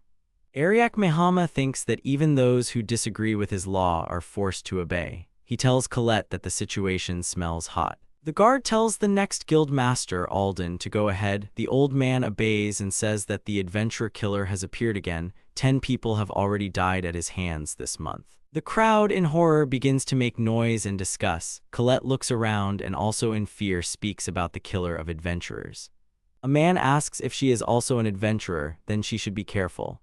He says that, as you can guess, she is one of the killer's targets. No one knows who the killer really is, but he is extremely dangerous. Ariak Mihama says that it doesn't sound good. At this time, Heinrich says that his last attack was over a year ago in the Temple of Purgatory. He shouts that he tried to bring him to justice, but he proved elusive. He promises that he will soon be finished. The aristocrat adds that even if he is hiding among people, he will find him and put him behind bars. Ariak Mihama looks and says that something is wrong. Colette asks what is wrong. Then the aristocrat notices Ariak's gaze. He says that they are the same pair of adventurers he met earlier. He tells them not to be shy, to cheer along with the crowd in his honor. The guard tells the nobleman about Ariak, after which he begins to laugh and shout that he is the Ariak Mihama who was kicked out of the hero's party. Here the crowd moves away from them and makes it so that they are now in the center. They laugh, call him useless. The aristocrat says that there is no need to be rude. Former members of the hero's group often visit them. Why not give them a tour of the city? The crowd cheers and admires him again, saying that he shows mercy even to the ragamuffins. Colette shouts that he and the master are doing well as they are. Ariak Mihama tells Colette that if it's his order, they shouldn't disobey. He also wonders where he takes the city's garbage. The aristocrat asks if this is not a beautiful monument created by a famous sculptor, fits perfectly into the city's exterior. He asks them what they say. He keeps walking and saying that their city is truly great. Colette says that it is hard to argue with that, but the crowd of onlookers behind him is annoying.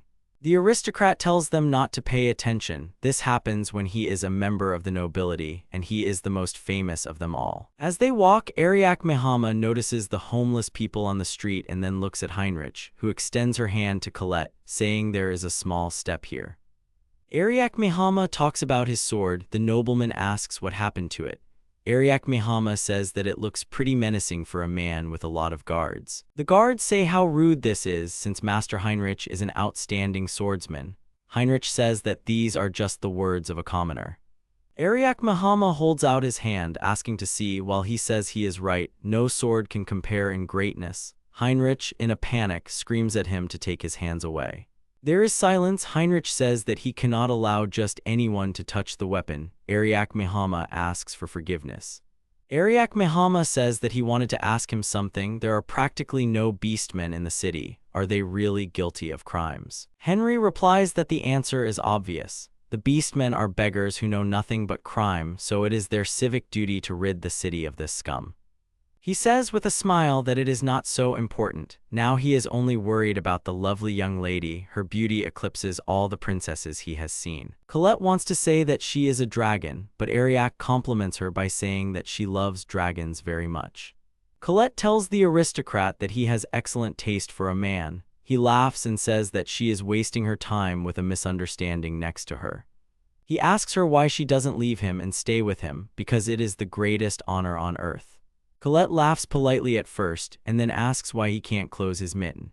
The aristocrat is shocked by such an answer. Colette says that her master, Ariak Mihama, is hundreds of thousands of times better than a tyrant like him, because his ceiling is simple-minded youngsters. She says that he has nothing to offer except empty words and a pretty face. People like him only feed their egos, proving to the world that they have a big sword and not a toothpick. Henry, furious, asks what this man has that he doesn't. Colette replies that if he doesn't know, then he only proves she's right. Ariak Mihama tells her not to provoke him. Colette replies that she couldn't help herself after his words about him. The aristocrat wants to shout but notices a homeless man next to him. He sharply shouts that this is an abomination. The guards turn to the homeless man. He pushes him and says that here comes Lord Henry. How dare he stand in his way? He apologizes and says that he did not know that the Lord would be here. Colette shouts at the aristocrat that he is overdoing it. He replies that they cannot be given a break. His life is in his hands now. He states that this is the right of the nobility because it is impressive. Colette becomes even more angry. He looks and says that apparently she still doesn't understand. After that, he orders the guards to get rid of him. The homeless man immediately runs away, and the aristocrat says that he ran away like a real cockroach. At this time, Ariak Mihama used speed increase on the homeless man. Suddenly, Heinrich remembers something and says that he had completely forgotten about the public execution of the beastmen. He looks at Colette and offers to watch with her. He came up with such an original way of dealing with these criminals. He is sure that then she will understand everything. After a while, cat girls are hung on the wall with their hands up. The guards beat one, the other calls him brother. The second guard tells the girl that she was not given a chance to speak. Colette yells at them to stop. Heinrich tells her not to worry because they won't die that easily. Ariak remains silent and Colette shouts that this is terrible. They are just children, so let them go. The noble laughs and says that they are just objects of his law. He says that the violators must be punished, otherwise they will breed like rats. The beastmen are barely breathing. The aristocrat approaches them and says that he will show them what awaits their kind. He pulls one by the ear. This beastman insults the aristocrats. Heinrich immediately kicks him in the stomach. He gives the order to stone them. Colette asks if he will kill them for protesting. The guards obey and direct stones at them, but they do not reach the beastmen because there is some kind of barrier in front of them. The stones just fall. Heinrich turns to Ariak in shock and anger and sees that he is casting a spell. He shouts that he did something. How dare a stupid commoner? Ariak Mihama says that since he is stupid in his words, then why is he shouting so much? Something clicks. The aristocrat shouts that he went against him, the Lord, to protect these filthy animals. Has he really forgotten his place altogether? Ariak approaches him and says that there is only one animal here and that its face is twisted with anger. It is standing right in front of him. The aristocrat says he is a boor and orders the guards to take him. The guards grab Ariak by the arms from both sides. The aristocrat shouts that he is sentencing him to death, but first they will finish with the animals, pointing his finger at him. He screams that now that he is tied hand and foot, he should watch as his precious little animals are killed. Colette wants to say something to the master, but Ariak tells her to stay calm because they don't need their help anymore. Here, the man who was swinging a club at them suddenly falls down in pain, which horrifies the aristocrat. He does not understand what it was. Barrier magic with a backlash strong enough to knock down a horse. There is only one person capable of such a thing. Then Alicia comes and asks what is to be understood by this, turning to Sir Henry. The aristocrat recognizes the great saint Alicia Lungebrook. Why is she here? Alicia asks how to understand this and demands an answer from him. The aristocrat is shaking and does not understand what she is doing here. The guards also weaken and shout that it is really her. The guard bows her head before her. Alicia looks into Ariak's eyes. He does not look away and looks just as sternly and confidently. Alicia says there is no need to hold him, so she gives the order to release him immediately. Henry begins to ask if this is really the saint herself, such an honor to finally meet her, according to him. He extends his hand and says that execution is not the place for such a refined person. Why shouldn't they wait for her in his? She points her pole at him sharply, making him flinch. She says she was told he was agitating people against the beastmen, their faith against discrimination. He asks what she is talking about. She said nothing of the sort. Alicia states that the doctrine of Brigitism categorically forbids such radical actions. She says that he is denigrating the faith with his actions. He says with a trembling voice that the church sent her this way, but now is not the best time and place for judgment. He sees a crowd of people gathering. They are making noise and discussing whether she has business with Lord Henry. The woman next to them says that he is behaving strangely. Henry shouts that this is not discrimination. He is punishing criminals this way. The church has no right to condemn him for bringing order to his own city. Alicia asks him if she should consider this as an official response from the church. He gets scared. Alicia says that she has studied the essence of the matter. She reports that he increased taxes on the beastmen and persecuted them, and those who opposed his word. She points to the beastmen and says that he punished them far more harshly than was appropriate for their actions. What is that if not discrimination? She would say that it is all pretty obvious. She points to him and says that by the power given to her by the church, she, Saint Alicia, officially announces Lord Henry's abdication from the church. The crowd is shocked. What other renunciation? One asks if he heard wrong, another shouts that it cannot be. How can this doom Lord Henry? The third confirms, saying that the great matchmaker said so. Colette says that people are not happy with her decision. Ariak says that the local religion is also the main law. One can say that all the people here are believers, and for them the word of the church is paramount. If he is cut off from the church, he will lose all his power. The aristocrat shakes with anger and then says that he takes his words back. Alicia looks at him haughtily. The nobleman says that he was just about to let the beastmen go. They hug each other. Alicia smiles. Alicia says it's good that she came in time. She casts a spell that all their wounds heal and disappear. Alicia smiles and says that everything will be fine and that they will feel better soon. The two thank her with tears in their eyes. Alicia asks Lord Henry where he is going anyway and how to apologize. He turns and asks if he should apologize. Alicia says that if he refuses to repent of his sins, she will punish him. Heinrich, through force and trembling, tells the beastman that he is sorry. Alicia tells him to now apologize to Ariak. The aristocrat is horrified and Ariak Mihama himself doesn't understand why. Alicia asks if he didn't know that killing the beastmen would have led to immediate renunciation, but thanks to Ariak they remained alive and he miraculously escaped this fate. Alicia tells him that he should fall at his feet, and she asks for a simple apology for the way he treated her. The aristocrat doesn't understand what came over her. Alicia looks at him in rage that he immediately asks for forgiveness. Alicia says that it's better this way. Ariak Mihama tells the nobleman that since he repents, he should not behave like that again. The crowd watches them and says that Lord Henry bowed his head to the worthless Ariak. They don't understand what happened there. He even asked the beastmen for forgiveness. Heinrich shakes, clutches his sword and says that he hates. Heinrich says he's leaving and yells for everyone to get out of the way. Colette exhales with pleasure and says it's a great feeling. Alicia tells Ariak with beautiful eyes and red cheeks that they haven't seen each other for a long time. Ariak Mihama agrees with her. He smiles and says he's glad she's okay. She blushes even more, her insides clenching. She panics thinking that she hasn't seen him for almost a month. It's good that she followed him. She thinks that he looks even more innocent than the last time they met. He must have wasted no time. Colette doesn't understand who this is at all.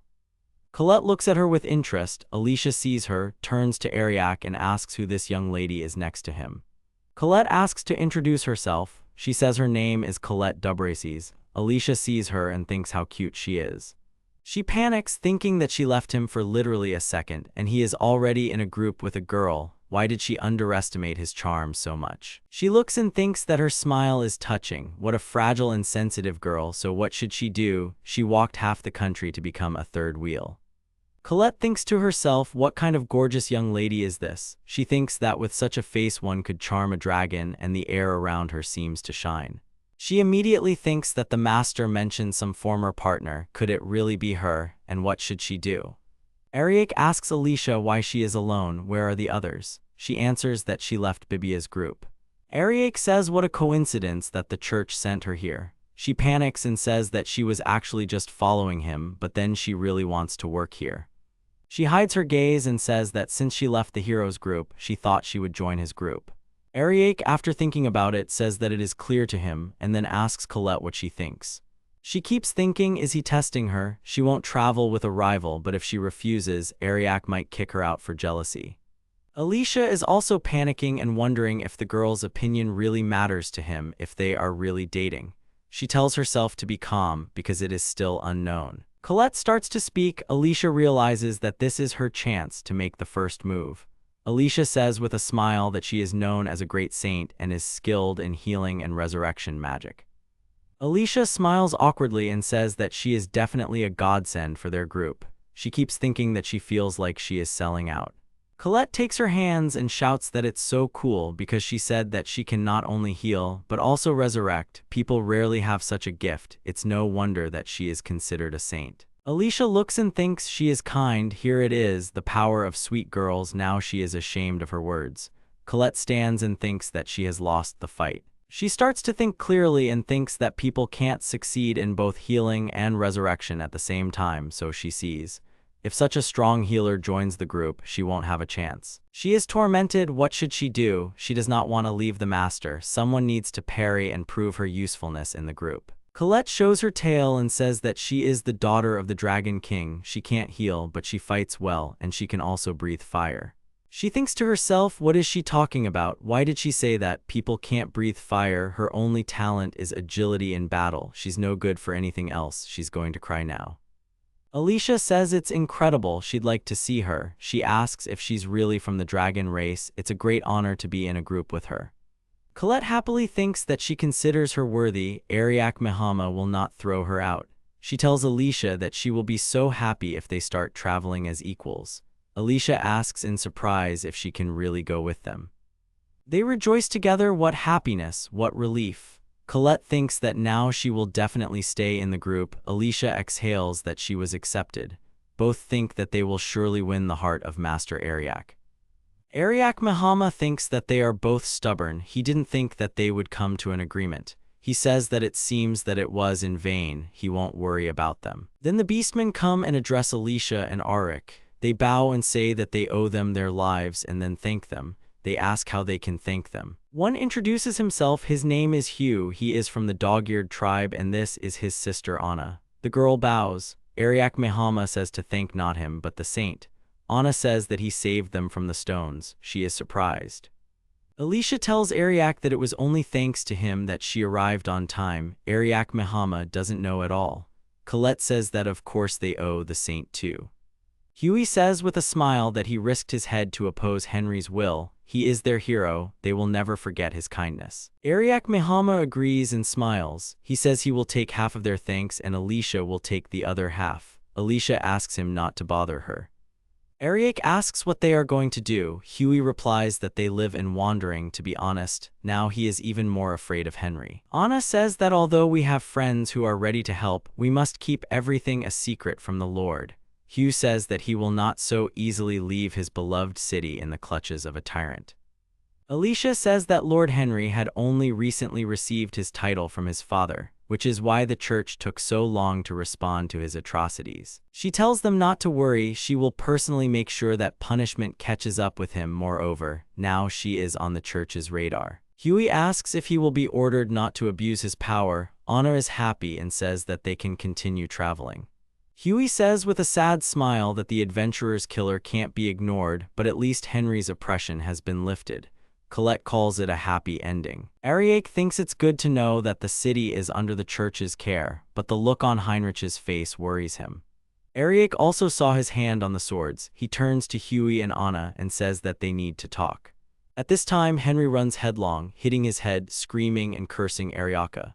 He keeps on shouting and screaming. Who gave him the right to behave like this with him? The Lord. He even stopped the stones. The aristocrat believes that the very existence of beastmen is a sin. What's wrong if he cleanses the world of them? She says that even the great saint has taken his side. He remembers his renunciation and becomes furious. The guards stand at the door and hear all the cries that they will regret it and that they will all pay. They will hang all their heads over the fireplace. He calms down, breathes heavily, and thinks that the church will watch his every sneeze. He must exterminate this rabble. Until then, he will show them all. He raises his sword, laughs, and says that it is true. Even if he loses, he has it, the one that they gave him. Someone opens the door with a creak. He aggressively asks who is there. Heinrich says that he thought about how to deal with the killer of travelers, but first, they need to inspect the Temple of Purification for suspicious persons. The guard gives him some document and says that the guilds have compiled a list of the groups that have arrived, as he requested. He opens the document and smiles slyly, after which he orders the knights to be prepared. They will leave at dawn. He reads the names 6 Huey and Anna, and here they are, caught. Luck is still on his side, in his opinion. At the Temple of Purification, the guard tells Henry that no suspicious persons have been spotted at the entrance to the temple. Henry himself notices Anna and Huey among the crowd, after which they are ordered to go inside. Inside, the beastmen are talking about whether it is safe to stay here. There is a maniac operating in the area after all. Another one says that, of course, because of him, the prices for prey have skyrocketed. One tells the other not to worry so much about the city Nanode. The second suggests finishing it quickly. Then the maniac stabs the first one with his sword. He thrusts the sword deeper and asks what it's like to die from an urban legend. The other one screams that he's not a monster, he's a traveler killer. He plunges his sword into the second's leg and says that no one will help him, his people will take care of it, no one will dare to interrupt them. He hits the maniac, who takes off his hood and then is horrified. It is Henry who kills and says that he saw his face. Now he definitely won't live. He finally kills the beastman and laughs out loud, getting great pleasure from it. He calls him trash and shouts that everything is true. He is the killer, let him rejoice. The death of even such a beastman is not in vain, for with each kill his sword becomes stronger. He screams that he will kill hundreds, no, thousands more to become stronger. This was a good warm-up, and now the main course, he needs to kill the twins. At this time, Huey and Anna are walking through the temple. The girl says that today is kind of creepy. Huey tells her to take a break, and he will scout the way. Henry stands behind the wall and thinks that here is his chance to get rid of the little one while her brother is gone. Henry quietly leaves and plans to kill his brother in front of her lifeless body. No one dares to make a fool of him. He swings his sword and shouts that this is their punishment, to make his sword drunk. Anna turns around in fear. At this time, her brother appears from behind and shouts to take his hands off his sister, after which he punches him in the face. Henry falls down with a bloody nose. Huey clenches his fist and says that he finally crawled out.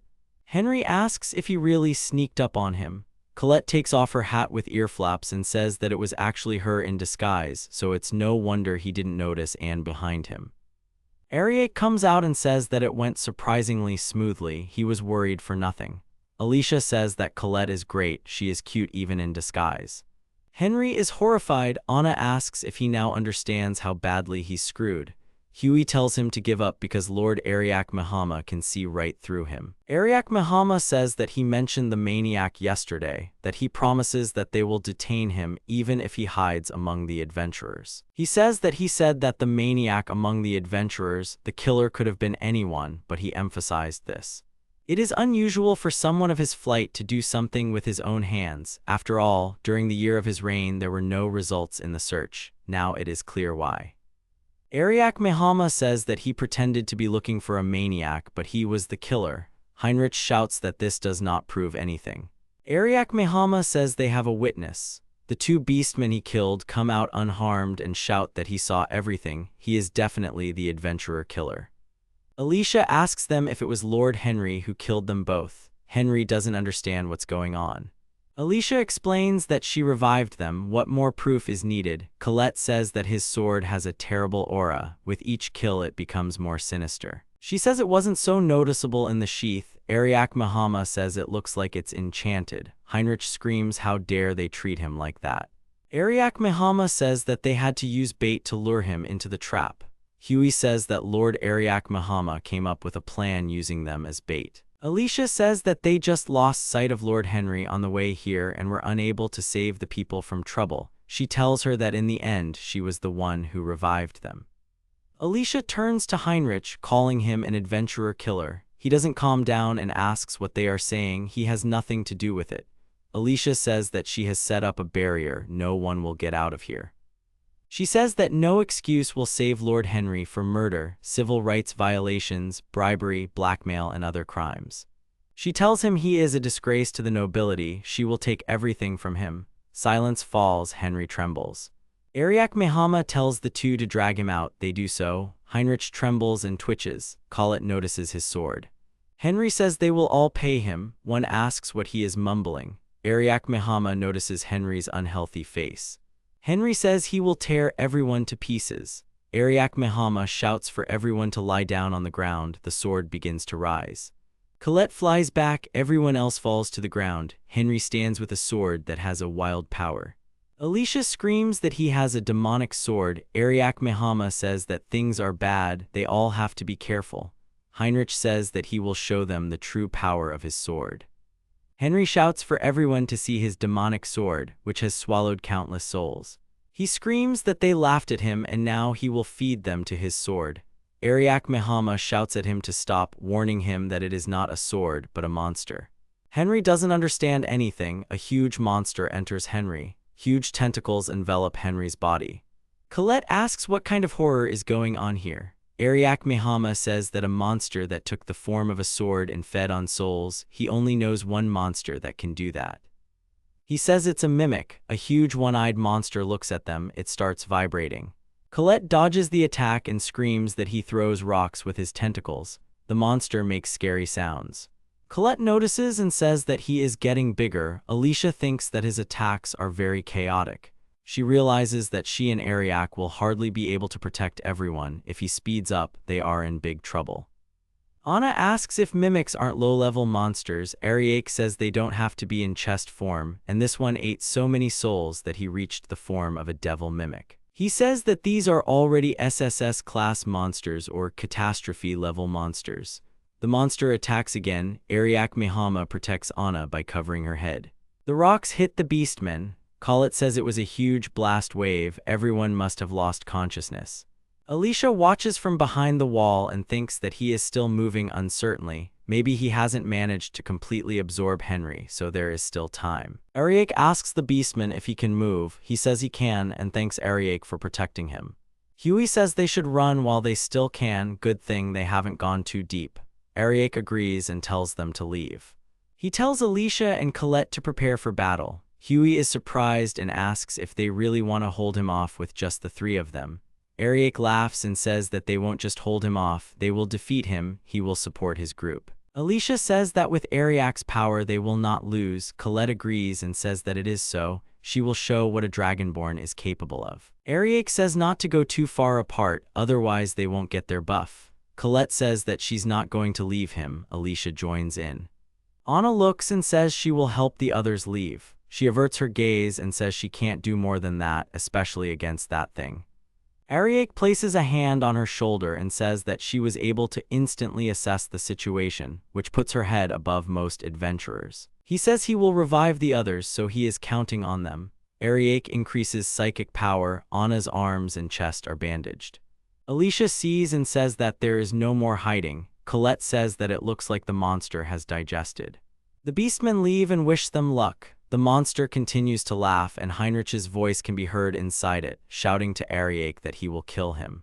A strong wind from the monster begins. Ariak tells them to stay in a group. The buffs will wear off if they go too far. They respond that they understand. He casts invulnerability, speed boost, and evasion boost on Colette. He tells her that the spells are powerful but short-lived, so she shouldn't overdo it. She hit him and immediately retreated. Colette says she doesn't understand anything but listens to him. He tells Alicia that the buffs on Colette will last for 45 seconds. After that he should throw a barrier on her. She says that she understands, so in 44 seconds there will be a barrier. Colette flies straight to the monster with a fist, hits him from below, and smugly asks how he is. Does it hurt? Now let him take his leave. Then the monster suddenly tries to grab her with its mouth, but she quickly bows away. She asks if it has grown a mouth where it was hit. She says that punches make this monster stronger. Alicia says that it doesn't sound fair. Ariak tells Colette to keep up the pace. Colette obeys and continues to attack. Ariak says that maybe this mouth will disappear in time. Alicia asks if he means that it will heal. Ariak Mihama says that they will watch. Colette continues to attack and yells at the monster to close its mouth. Ariak tells her to remember that it's just a mimic. Colette keeps dodging the monster and says that it can't reach her. She laughs and says that it's all thanks to the master's buff. Is that really all this monster can do? The monster suddenly changes its field of vision and looks at Ariak. Colette realizes that it has changed its target and shouts to the master. Here they are protected by a barrier. Ariak Mihama says that time is up. Just in time, he calls Alicia. Alicia uses holy protection and asks Ariak for forgiveness and tells him to use the buffs on himself. Ariak says he expected it to target him, so he saved some magic. She asks what if he gets hurt. Ariak says it's unlikely, certainly not with her support. He tells Alicia that she has saved the heroes group many times, so he is in no danger with her around. She doesn't answer. Ariak notices that she is shaking and calls her name. Alicia thinks that even in the heat of battle he is so sweet. This is what she worked so hard for. Alicia says she can't concentrate when he looks at her like that. He apologizes and wonders to himself if he's upset her. Colette lands next to them. Ariak says she did a great job. Enormous tentacles suddenly envelop them. Ariak says they have a few seconds while the barrier holds. He asks to hear about its weaknesses. They wonder if he's figured them out yet. Colette says he's only getting stronger with every hit. Ariak says that he actually had a hard time and it's injured. All they see is a trick. Colette doesn't understand. Ariak explains that the tentacles around the injured area are slower. It looks menacing, yes, but only at first. It convinced them that there was a mouth there and it grew stronger when, in fact, it was distracting them so it could recover. In other words, it was just healing, deception being the mimic's specialty. Colette says she understands now. Alicia says that even if they know its tricks, it still regenerates very quickly. She says that immediately after taking damage, it created a mouth and after 10 seconds it was completely healed. Ariak says that this is the key to its weakness. He says that despite her remarkable healing skills, why does she create a mouth where the wound was? Colette says it's because she looks menacing. Ariak wonders if she was even listening to him. Alicia says that if you hit the same place twice, it won't regenerate. Ariak says it's worth a try. Ariak, Alicia, and Colette were standing inside the transparent barrier. Ariak said that they had to hit Mimic before it recovered. That was the only chance of success. That meant they had to use multi-strike. Ariak added that the damage from the blow would not increase, but there would be more blows. He decided to continue to hit until the energy ran out. Colette happily shouted that it was good. Alicia responded that there was nothing rosy about killing a SSS-class monster. The boys heard a cracking sound around them. Alicia said that the barrier couldn't hold up and they were running out of time. Ariak agreed. Colette shouted that they would show this monster where the crayfish spend the winter. There was a big explosion near the heroes. Ariak said that they had to finish off the monster before the cave fell on their heads. Ariak uses his party-wide buff skill, lightning speed, sense enhancement, and multi-strike. Ariak shouted that they would finish Heinrich. He gathered all his strength, aiming a blow straight at the huge monster's eye. Colette hit the monster with all her might, so much so that holes appeared on the thick tentacles from the impact. Alicia also used all her strength to strike the monster, cutting off its tentacles. The giant tentacle fell to the ground. Colette screamed that it had fallen off. Alicia decided that the multi-hit was indeed overpowering his regeneration. Ariak Mihama was right. Ariak also took aim to hit the monster as hard as he could. He swung and aimed straight at its eye. Ariak said that the lightning speed makes them fast and the enhanced senses allow them to dodge attacks. He called the monster a real damage sponge and added that he would see how much it could take. Colette continued to strike the monster with all her might. Ariak and Alicia surrounded it and struck each tentacle. There were blows all around. Ariak shouted that time was running out. Alicia confidently corrected him, adding that it was Heinrich's time. Ariak struck the monster right in the eye. Pieces of tentacles flew around. Alicia didn't understand what was happening. Ariak said that the monster couldn't hold its tentacles. Colette shouted that there was still a little bit left. The monster began to crumble from the blows and began to move away from the heroes. The girls shouted that the monster was leaving, but they almost finished him off. Alicia said that she would cover the exit with a barrier, but Ariak countered, saying that they would pursue him. Alicia, amazed, tried to stop Ariak. The monster flew out of the cave, trying to escape the fight, but fell, catching the remains of its tentacles on the pillars outside the cave. Almost nothing remained of it except for a huge eye. Ariak approached the lying monster. He chuckled at the fact that the monster wanted people at the entrance and to be healed. Alas, all the adventurers left. The heroes stood looking at the prostrate monster. Ariak said that the monster should thank the beastmen it had oppressed. The monster flew up, holding onto the pillars. Alicia began to worry that the monster could now easily escape. Ariak told her not to worry. He wanted the monster to come out. The boy turned to Colette and asked if she was ready. She said that she was always ready. Finally, she could fight to the fullest. Ariak thrust his hand forward, shouting that this was the winning gambit. He told Colette to fry it all. A huge dragon appeared. The dragon rose above the heroes, straightening its neck. Alicia watched, mesmerized, admiring its beauty. The dragon, releasing tongues of flame from his mouth, said that he and his knight Ariak Mihama would give Henry and Mimic what they deserved. The dragon flew high into the air and released a huge stream of flame directly at the monster. The monster disappeared under such pressure. The beastmen began to disperse, seeing a large beam of fire in the sky far from them. Alicia closed her eyes from the fire. When everything died down, a huge funnel formed on the ground next to the cave. Ariak sighed. Colette immediately fell into his arms. She cried out happily, telling the hero that he knew how to exert himself as always. She added that it was very hot, but it felt so good. Alicia shouted that this was now Colette's true form. Colette told her that it was very cool. Alicia said it was amazing, looking at Colette in admiration. She was touched by how divine Colette was. Ariak grumbled that he would have to work hard to turn himself into something as beautiful and strong as Colette, asking Alicia what was causing her depression. The heroes stood in front of a huge funnel with smoke coming out of it. They had indeed defeated the hellish mimic, the three of them. Alicia fell to her knees. She said she felt tired from all the skills she had. Colette happily responded to the girls' words that they must have had such an amazing fight. Alicia agreed and said that it was all because of Ariak. Ariak replied that it couldn't be. He said that skills only work when there is someone to use them. They won this fight because Alicia and Colette were here. The girls looked at Ariak with gratitude and admiration. Colette laughed sheepishly at his words. Alicia said that the feud between the townspeople and the beastmen was still a problem.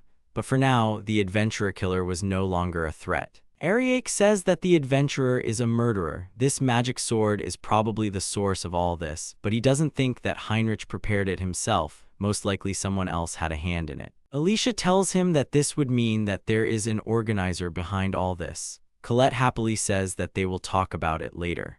She hurries and says that the case is closed. She points to the sky, smiles, and suggests that we rejoice now. Ariak looks at her in surprise. Her joy is immediately transmitted to Alicia, who smiles too. The beastmen go to hug Colette.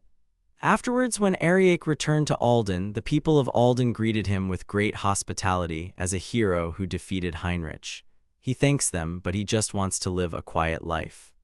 He had already decided that they would leave when they had the chance. Huey and Anna approach him and say that they came here to thank him for saving the beastmen. However, they see a picture of Ariak trying to climb over the wall. They call him, but he climbs diligently and says that he is not here. Ariak asks them if they can choose a time and place. He's kind of busy right now. Anna says with a smile that he's in the process of fleeing from the attacks of the hospitable townspeople. She asks if after all these mythical battles Ariak is going to sneak away. Ariak adjusts his cloak and asks if they could please speak less loudly. He says that the people of the city are amazing. Anna tells him that's how grateful they are to him. Ariak says that he didn't do it alone. Without their help it wouldn't have happened. Huey says that it's a great honor for him to be useful. He turns to his little sister, who obeys and hands over a certain talisman to Ariak. She asks him to take what is called the Dawn Bell. She says that if Mr. Ariak needs help, let him use this bell. All the long-eared people in this city will do everything possible to get to their master. Ariak awkwardly asks why it is the owner. He replies that they, the long-eared ones, dedicate their lives to those they consider their owners. Anna smiles and asks him to accept this bell as his own limb. Huey says that this is the decision of the dog-ear tribe of this city. Ariak still wants to refuse, but they make eyes and ask him if he will accept their gratitude. Ariak says that fine, he will accept it, but he will not use it. They thank him, it suits them. Ariak strokes their heads and asks them to take care of themselves, and tears well up in their eyes. Evening comes. Alicia calls Ariak. She comes up out of breath, breathing heavily, and says that she finally found him. Ariak asks her where she was. Alicia says that they were leaving, but they got a call from the Order. She says that she had to leave the group for a while because she was called to the Order headquarters. Ariak Mihama sighs and says that it is hard. Alicia says that she will return very soon. She repeats this several times. She shouts that it is all Ariak's fault. She even received gratitude from the Order.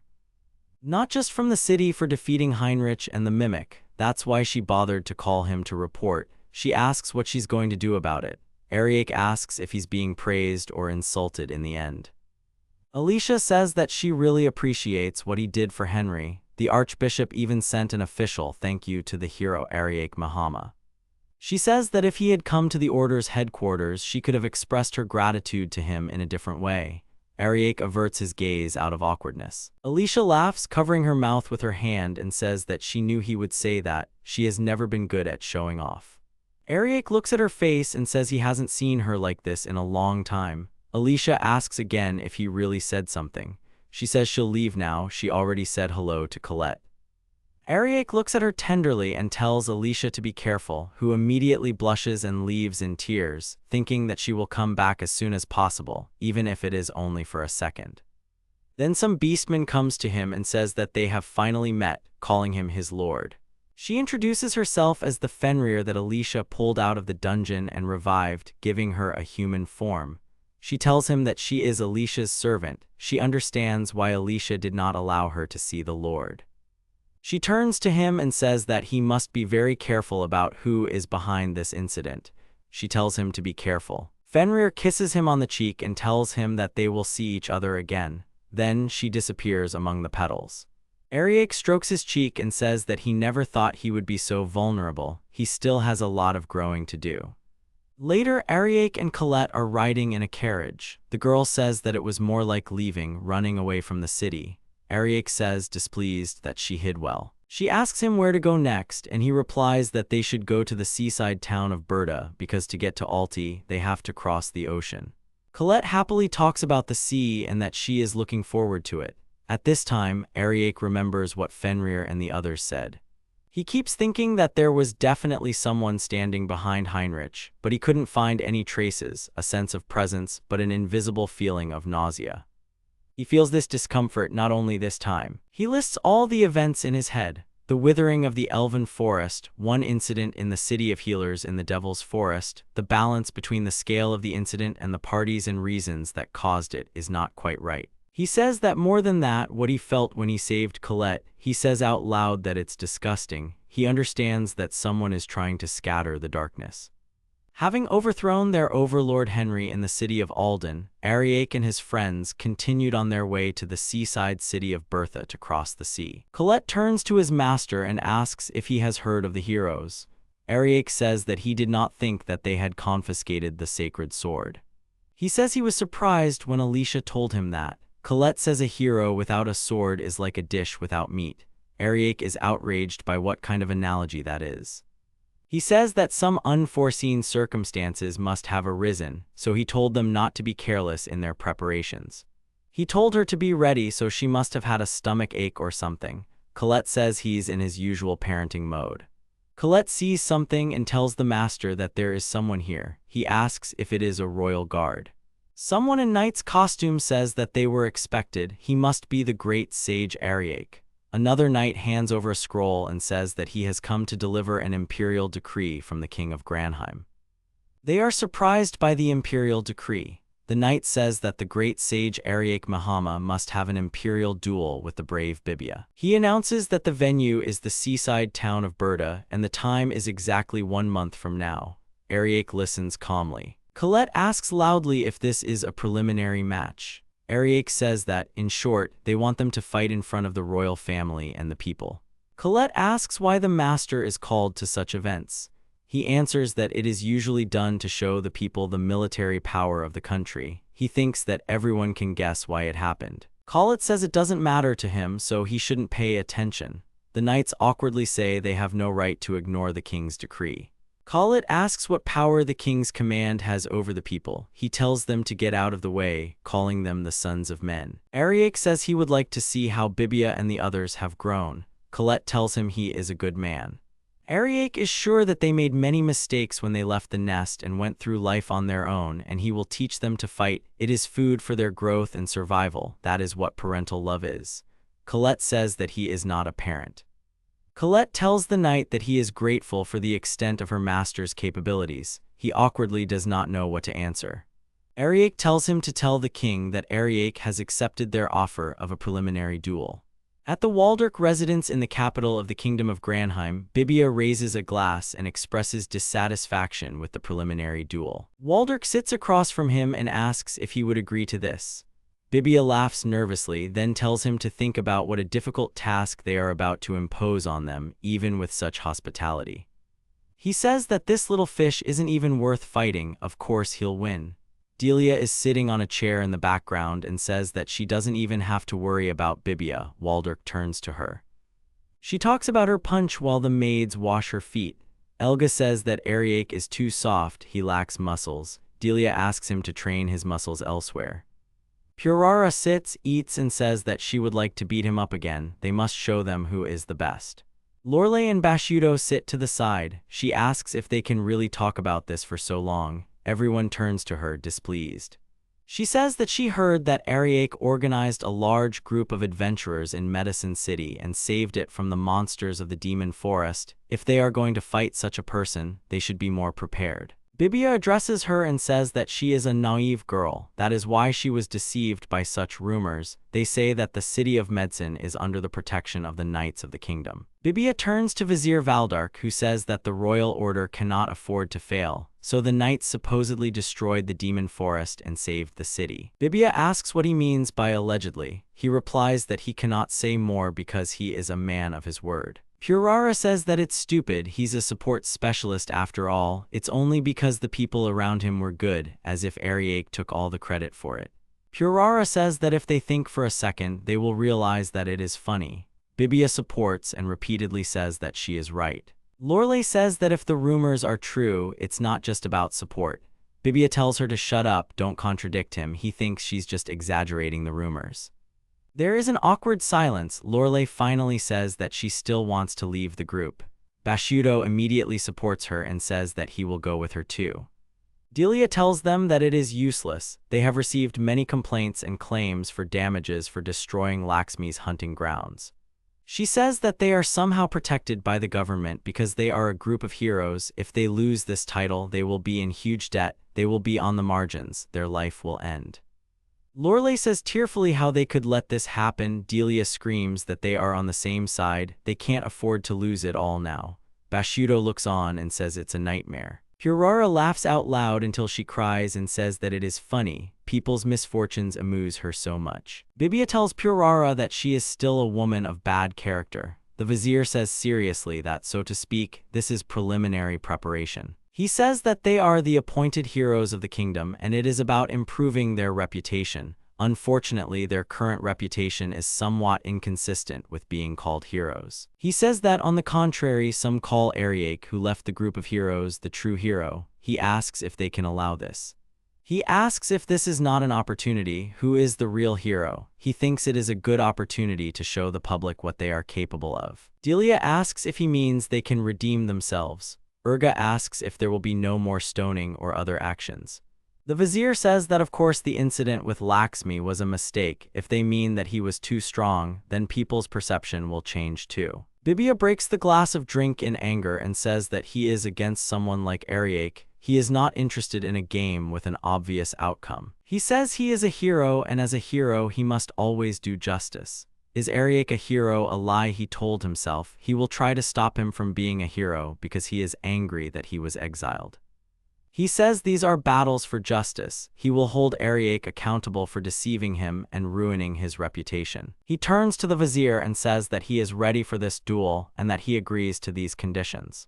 Bibia adds that the result is obvious. The vizier stands up and wishes them well. He stops abruptly and says that there is one more thing. Bibia asks what else. The vizier tells someone to come to them. The door opens. A nice girl with a sword comes in, greets them, says she is pleased to meet you. Her name is Lakurai. It turns out to be a boy. She bows sharply to Bibia and again says it is a pleasure to meet him. Bibia asks who it is. The vizier says he wants them to take care of him for a while. He says he wants Bibia to take him into his band of heroes and train him as an apprentice. Bibia shouts in rage, does the old man really want him as his apprentice?